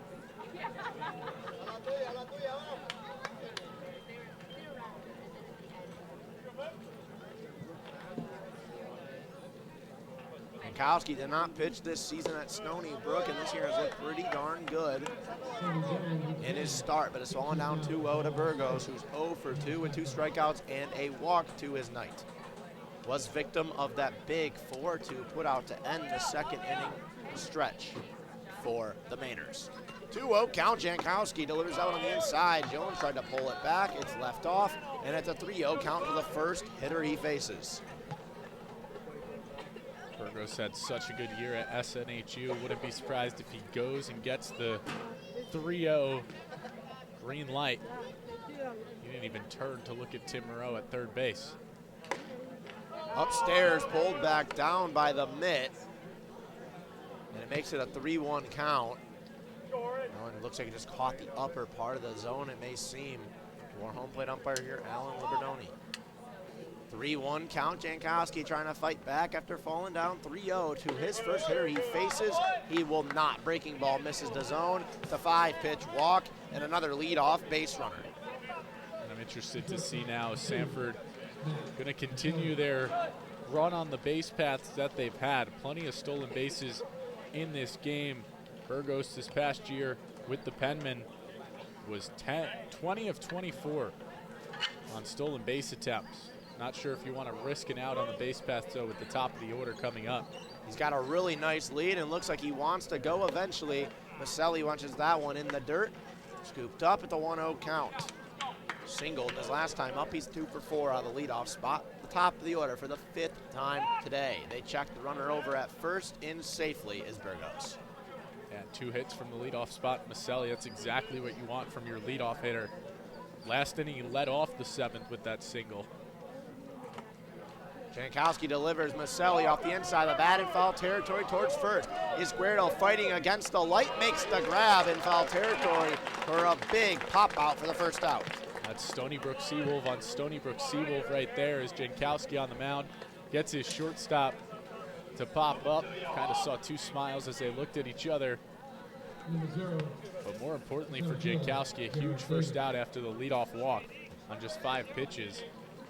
You still have to go through the heart of the order, and normally they say 3, 4, and 5 are the heart of the order, but I'd extend it to the 2-hole hitter too, and Jared Davis. Especially today as they check the runner again at first for the second time. I mean, Davis with 3 singles, a stolen bag, has been really darn good. Was one of the 7 strikeout victims, though, to Josh Gunther for his only out of the day. Runner does take off down low. Jones tried to pick and pop and did not. So mark the stolen bag to Burgos. He's in scoring position. Now Davis has a chance to add some more to his night. Already 3 for 4. Trying to get his 2nd RBI on the year. That changes things. Now you can bunt, put a runner 90 feet away. This can get really interesting. We saw what happened last time. Instead, he'll golf swing at the right center field. Wiggins on the backtrack, looks up. That one's off the top of the wall. Slow turnaround first and a delayed takeoff from second. So runners at the corners, and that might be the farthest hit single I've ever seen. Jared Davis, I'm suggesting a bunt, and he nearly leaves the yard. It gets to the fence. A bad read off the bat. Or not really a bad read. That's not really what I meant to say right there. But a read by Burgos to hold up, see if that ball was going to be caught. That doesn't allow him to come around to score. Nice piece of hitting by Davis. Make it his 4th single of the game. He's 4 for 5. It brings up CJ Willis, who's 0 for 1, but has reached 3 times, all on free passes given out by the pitching staff. Ball 1 down low from Jankowski. Yeah, the last time up in the 7th when he lined out to second base, that was the first time in 9 plate appearances that he was retired by the SwampBats this season. He's antsy and he goes. Fastball, Jones pops, fires the throw with a 2-hopper. Goes off with the foot of Davis. Runner takes off from third and he'll score. Unfortunate bounce right there as he got caught up in Jared Davis' feet when he dove head first into second base. And Burgos comes across to score. 5-2 Sanford here in the top of the 8th. It's going to be interesting to see how that one gets ruled. Burgos just heads up. He was kind of looking like he wanted to go the moment that ball was thrown, held up to wait though, and saw that that ball was lost in the feet, and he ends up going home. Going to third, and it won't matter. That ball's gone off the bat, and C.J. Willis continues his dominance at Alumni Field. Leaves at 99 miles an hour, 375 and a half to left center field. Make it an 8-2 game and 7 runs scored in the last 1 1/3 of offense for the Sanford Mainers. Yeah, it's C.J. Willis, and I think everyone in this park knew that ball was gone the moment he hit it. A huge bat flip from Willis as well. He has been one of the mainstays in the NECBL, and you can see Sean McKenna pleading his case, saying that he didn't need to flip the bat, but this is college baseball. This is supposed to be fun, and C.J. Willis is having fun this season. That home run I can't blame him for flipping the bat when he knows it's 375 and 99 off the bat, and he extends Sanford's lead to 7-2. Ball was gone off the bat. Everyone knew it from the swing, including C.J. Willis, who now has 2 bombs on the year, and they've both been at this park. That one bounces through Jones and got a piece of our home plate umpire, Alan Liberdoni, here at Alumni Field. And it's a 1-0 count to Jack Toomey. Make it a 7-2 ball game. 6 runs scored in the last. Still working on 2 innings with only 1 out here in the top half of the 8th.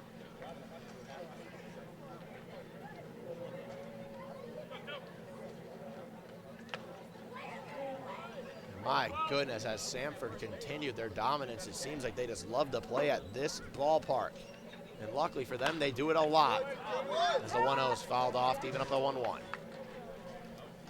We talked about it. This is a weird series. The road team has more success. And tonight, Sanford, for the second night in about 5 days, having more success. Jankowski breaking ball finds the zone on Toomey. Clean up hitter who doubled his last time up last inning. Part of that giant 7th inning that saw 3 runs come across and a 2-1 deficit turned to a 4-2 lead. And since then it has been all Sanford all day. Another breaking ball freezes them for the 2nd out of the inning. The first strikeout of the game for Jankowski. The first baseman, number 9. Good pitch from Jankowski. Good bounce back at bat, really, from Jankowski right there. Get the 2nd out of the inning. Brings up Ray Velasquez, who is 0 for 3, but has reached twice on a walk and a stolen bag. Has been stranded at 2nd and 3rd. He reached last inning in that monster 7th on an error by 3rd baseman Nick Romano. Takes ball 1 on the inside. And you can just feel the energy sucked out of this stadium. And you said it best, Justin, when we brought it up a few times. The visiting team in this series, historically, not just this year, the last 5 years even, the last nearly 50 games at each ballpark, respectively, between these 2 clubs, the road team has more success than the home team. 1-1 count, big swing and a miss from Velasquez. Goes to a 1-2 count with 2 away. Game has been lopsided offensively. 7 runs, 10 hits to the team in green, and the boys in purple have 2 on 3, as well as the only 2 errors of the ball game. Jankowski breaking ball fouled off, and will stay at a 1-2 count with Ray Velasquez.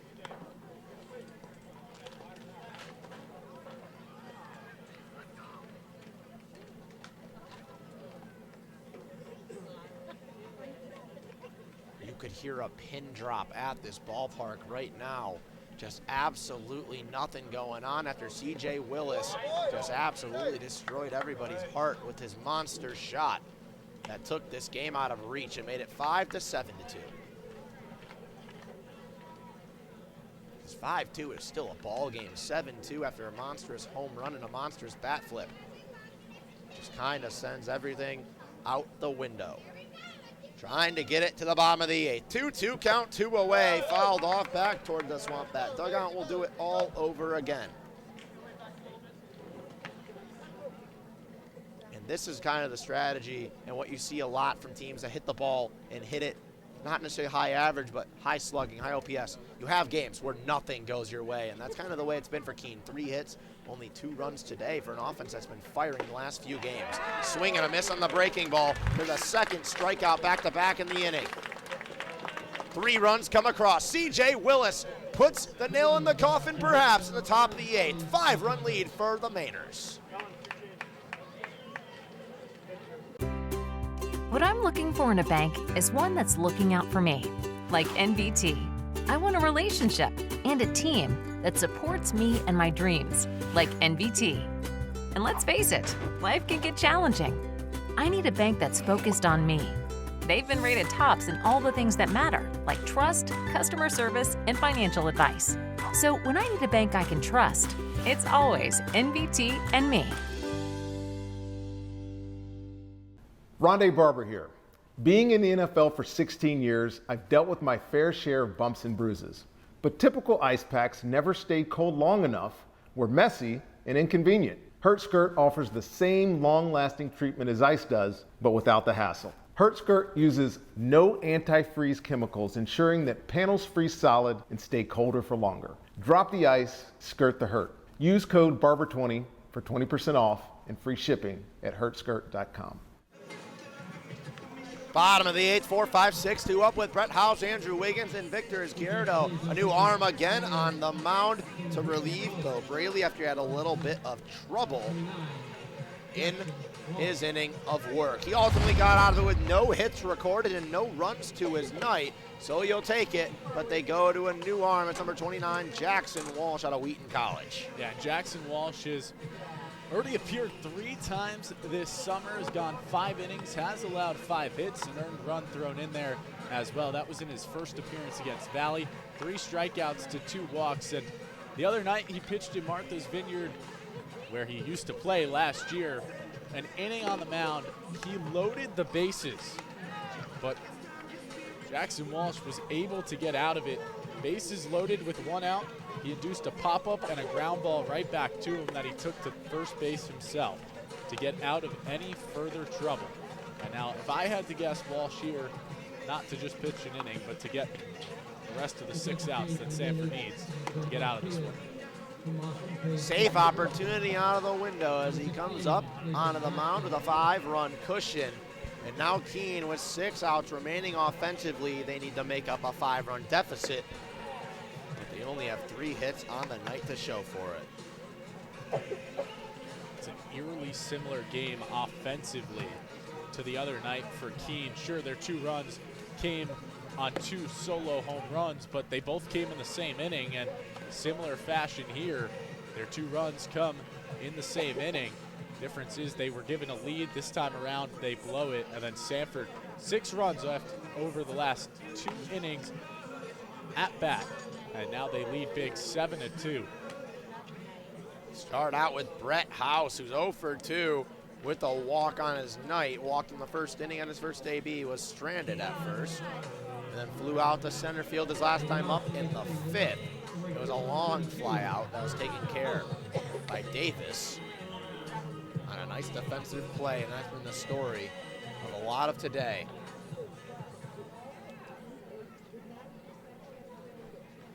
First pitch is down low for ball 1 to Brett House. Andrew Wiggins slots on deck, and Victor Izquierdo looks like he's going to be pinch hit for by, it seems like Alex Calarco has grabbed the bat. House turns on it, over the top to short. Maselli delivers a high throw, but easily taken care of by Velasquez. 2 pitches and 1 out quickly, 5 outs remaining for Keene. Good first at bat here for Jackson Walsh, inducing the ground out, soft contact, another nice play at short by Maselli. Little bit of a high throw, but when you've got a tall first baseman like Velasquez, the high throw doesn't matter too much. Another lefty throwing in the bullpen for Keene. Can't work out a number and tell if that's Jared Lessman or Braxton Stewart. Wiggins checks his swing for strike number 1 on the 71-mile-an-hour breaking ball from the arm of Walsh. Alex Calarco steps on deck and will take a swing left-handed. Wiggins jammed on that one, puts it foul from the third base line, down 0-2. Last time Calarco came in as a pinch hitter was in Mystic when the offense was firing. He sent the ball 360 down the right field line and had a big solo shot home run, was part of that 12-5 win. He'll step up next, but an 0-2 count to Wiggins. Off balance, chops it back to the mound. Walsh jogs over, underhand flip, beat the hustling Wiggins, and there's 2 away in the inning. 4 outs remain for the Keene SwampBats. Having a guy out of your bullpen that can induce weak contact, especially on the ground, is so effective, and that's what Walsh has provided for Sanford here this summer, especially, I mean, he pitched here the other day. It was a similar situation, allowed a hit, allowed a walk, but it was the soft contact, and when it's on the ground, especially in a small park like Alumni Field, it makes it that much more important. We saw that ball from Travisano back really early in the game, nearly leave the park on what looked to be a routine fly ball. And that's why having a guy like Walsh who just gets balls hit on the ground so important. Calarco, first pitch off the bench. He did the same thing in Mystic. Deep shot off the top of the wall this time. First pitch attacking. Alex Calarco's on second base. Maybe a little bit of life here on this Wednesday night. That has not been too kind. Yeah, maybe a little bit of the announcer's jinx mixed in there as well. Just talked about how Jackson Walsh was inducing weak contact on the ground. That was in the air at 91 miles per hour off the bat, 341 feet. Probably needed an extra couple of inches there, maybe an extra foot or two, and that one's clearing it. Nice piece of hitting by Calarco off the bat. And now a little bit of life with a runner in scoring position and 2 outs. Just the 4th hit of the day for Keene and their 2nd extra base hit of the night. A double in the first for Molinaro, now a double off the bench for Calarco. Brings up Austin Hawk. He takes ball 1 in the left-hand box. Hawk 0 for 3, struck out his last time up.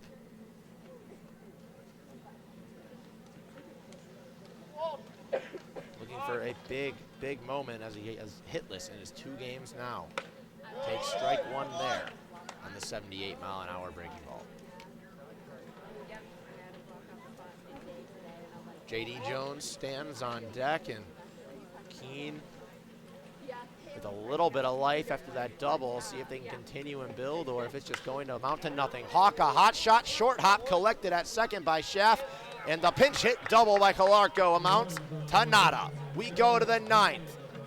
Keene looking to keep it at 5 and go to the bottom with any last hope of coming back in this one. It's been all Mainers all day here on ESPN+.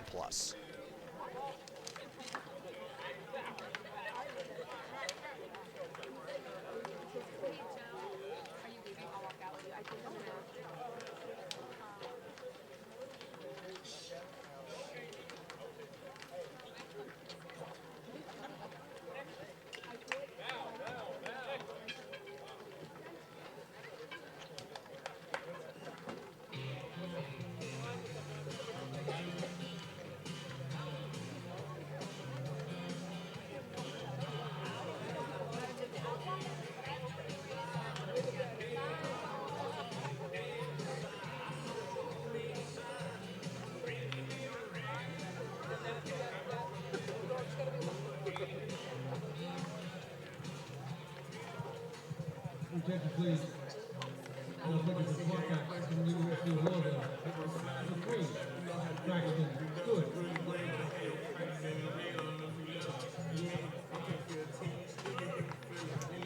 9th inning action here at Alumni Field. With a new arm on the mound for the SwampBats again as they trail by 5. It's Braxton Stewart. The last 2 arms being Dane Burns and Alex Jankowski. Both saw Sanford here in the 8-2 loss. Now they go to Braxton Stewart, who also saw the Mainers in that 8-2 loss here at Alumni.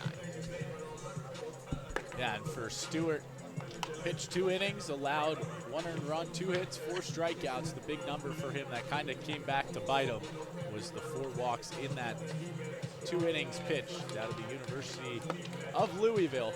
Did not pitch this past year, but normally 3-time all-conference selection, number 21 overall prospect in North Carolina by Prep Baseball. Now really pitching with no pressure at all. Alex Calarco had that pinch hit double. He slots in now at first base, the big 6'5" Maryland product. And we go back to pitching with almost no pressure at all as a lefty. You're down by 5 in the 9th inning. An offense that has 4 hits throughout 8 innings of work. You're not really pitching to the point of, I have to keep this thing. I have so much pressure on myself. You go out there and pitch freely, and it can kind of lead to potentially a lot of free movement, a lot of loose movement, and a lot of good feels for Braxton Stewart as he tries to get used to collegiate pitching. Yeah, he's a strong young lefty, 6'4", 170 out there on the mound. Some control problems the other night, but like you said, down by 5 runs. Sure, you want to keep that deficit only at 5 runs, but a little bit, or you're able to pitch a little bit looser than in that ball game the other day when it was still a lot closer. Delivers strike 1 on the bottom 3rd to his first batter at 88 miles an hour.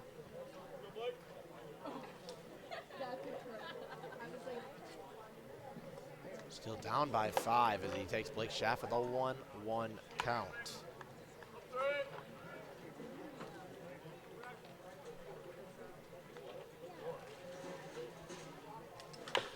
That one chopped over to the middle. Hawk moving over, nearly steps on the bag at second. High throw, but Alex Clark goes 6'5" and makes that snag over the shoulder for the first out.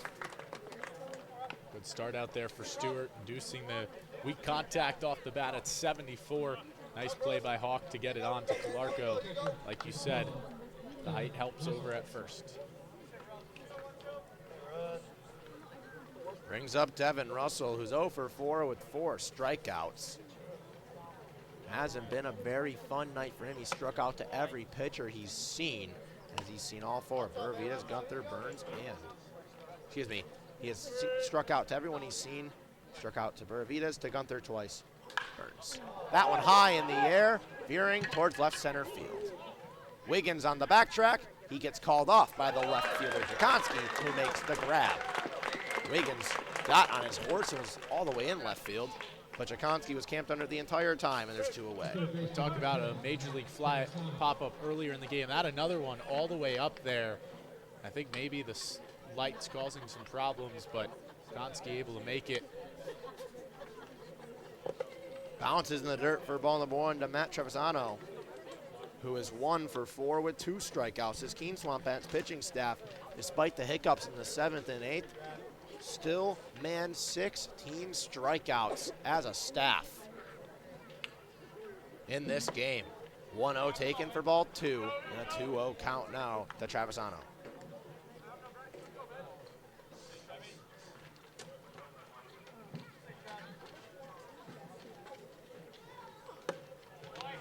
It's a strike right there on the 83-mile-an-hour breaking ball.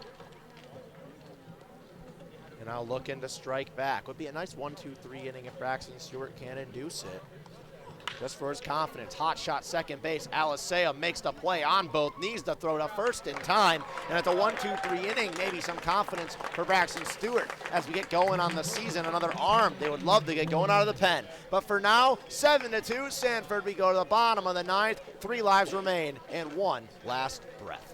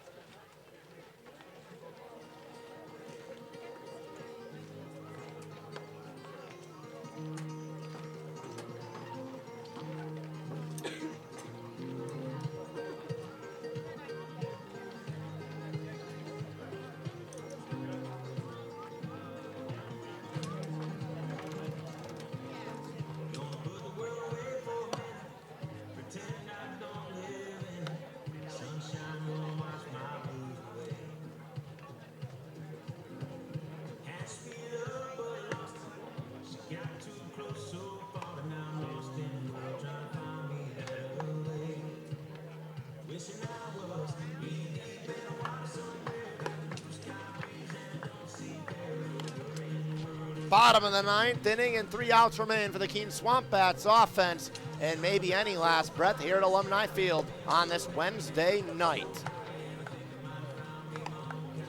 Hasn't been a fun night offensively for the Bats. One of their only 4 hits coming off the bat. Alex Calarco on the first pitch he sees off the bench in the 8th, but nothing amounts to it as Austin Hawk rounds out the second. Now it's 8-9, 1 due up. Top of the order. Gonna get going for the 5th time today with Alex Alisea. Worth noting that Sanford went and made a defensive change.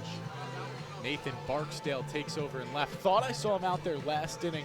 Could not confirm until this inning. But they take out Burgos and put in Barksdale, who's more of the natural left fielder. Burgos an infielder by trade. J.D. Jones takes the first pitch for a strike on the breaking ball from Jackson Walsh. Braxton Stewart out of the pen, the lefty from Louisville, went 1-2-3 in the top half as Jones way in front of that one, reading at 70 miles an hour out of the right hand of Jackson Walsh. Could be a quick 3-pitch strikeout. Jones pokes it to right field on the front track. Toomey, that'll bloop and find grass for a leadoff single. 63 off the bat and just somehow, some way found green grass. J.D. Jones has his first hit of the game, and Nick Romano comes up to the plate. A nice piece of hitting there from Jones. Takes it out to right field. Has the leadoff runner on in the ninth. You never know what can happen when you get that leadoff runner on in the ninth. Changes the confidence out there, but Jackson Walsh, a guy who's this season has had plenty of guys on against him, and he never really lets it get to him. Again, bases loaded. I believe it was the 7th inning against Vineyard. Yes, it was. Well, Sanford was clinging to a lead, and he just pitched like no one else was out there. The pinch hitter, Jace Norton, getting his first rips. Broken bat up the middle, off the glove at the mound of Walsh. Taken care of at second by Schaff. Runner advances, but the bat nearly struck Jackson Walsh in the face on the swing from Jace Norton.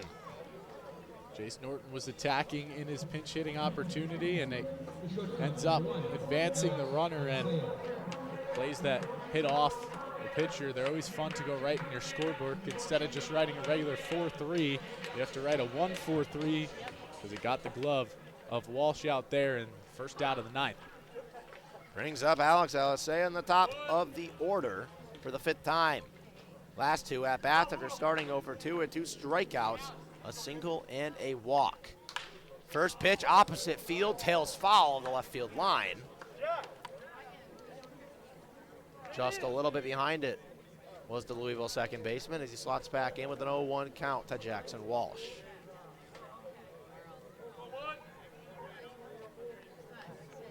Standing on deck, Joe Jakonski. He's 0 for 2 with 2 walks and an RBI. That one outside, all the way in the right-hand box for a 1-1 count.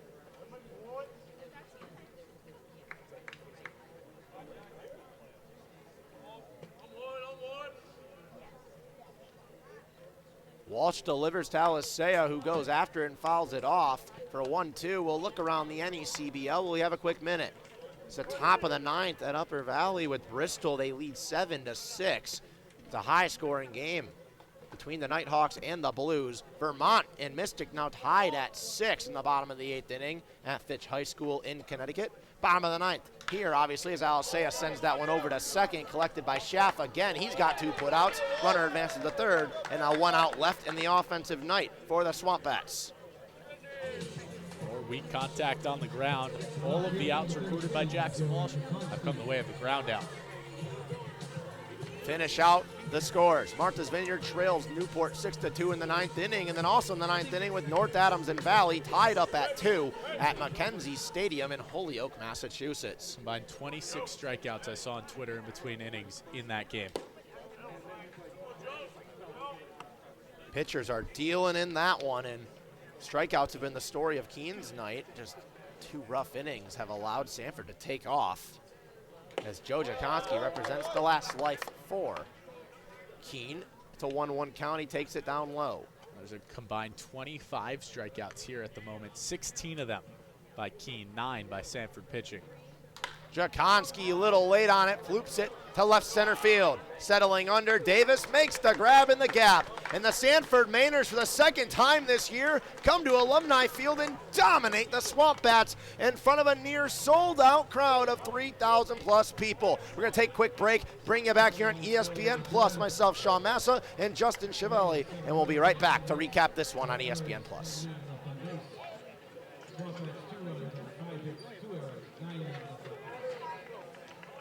Pitches, Kopetsky, the Mainers loser is Burns. For the SwampBats. Thank you for joining us tonight. And join us again Friday night as we host the Vermont Mountain Race. Good night. Please drive home safely.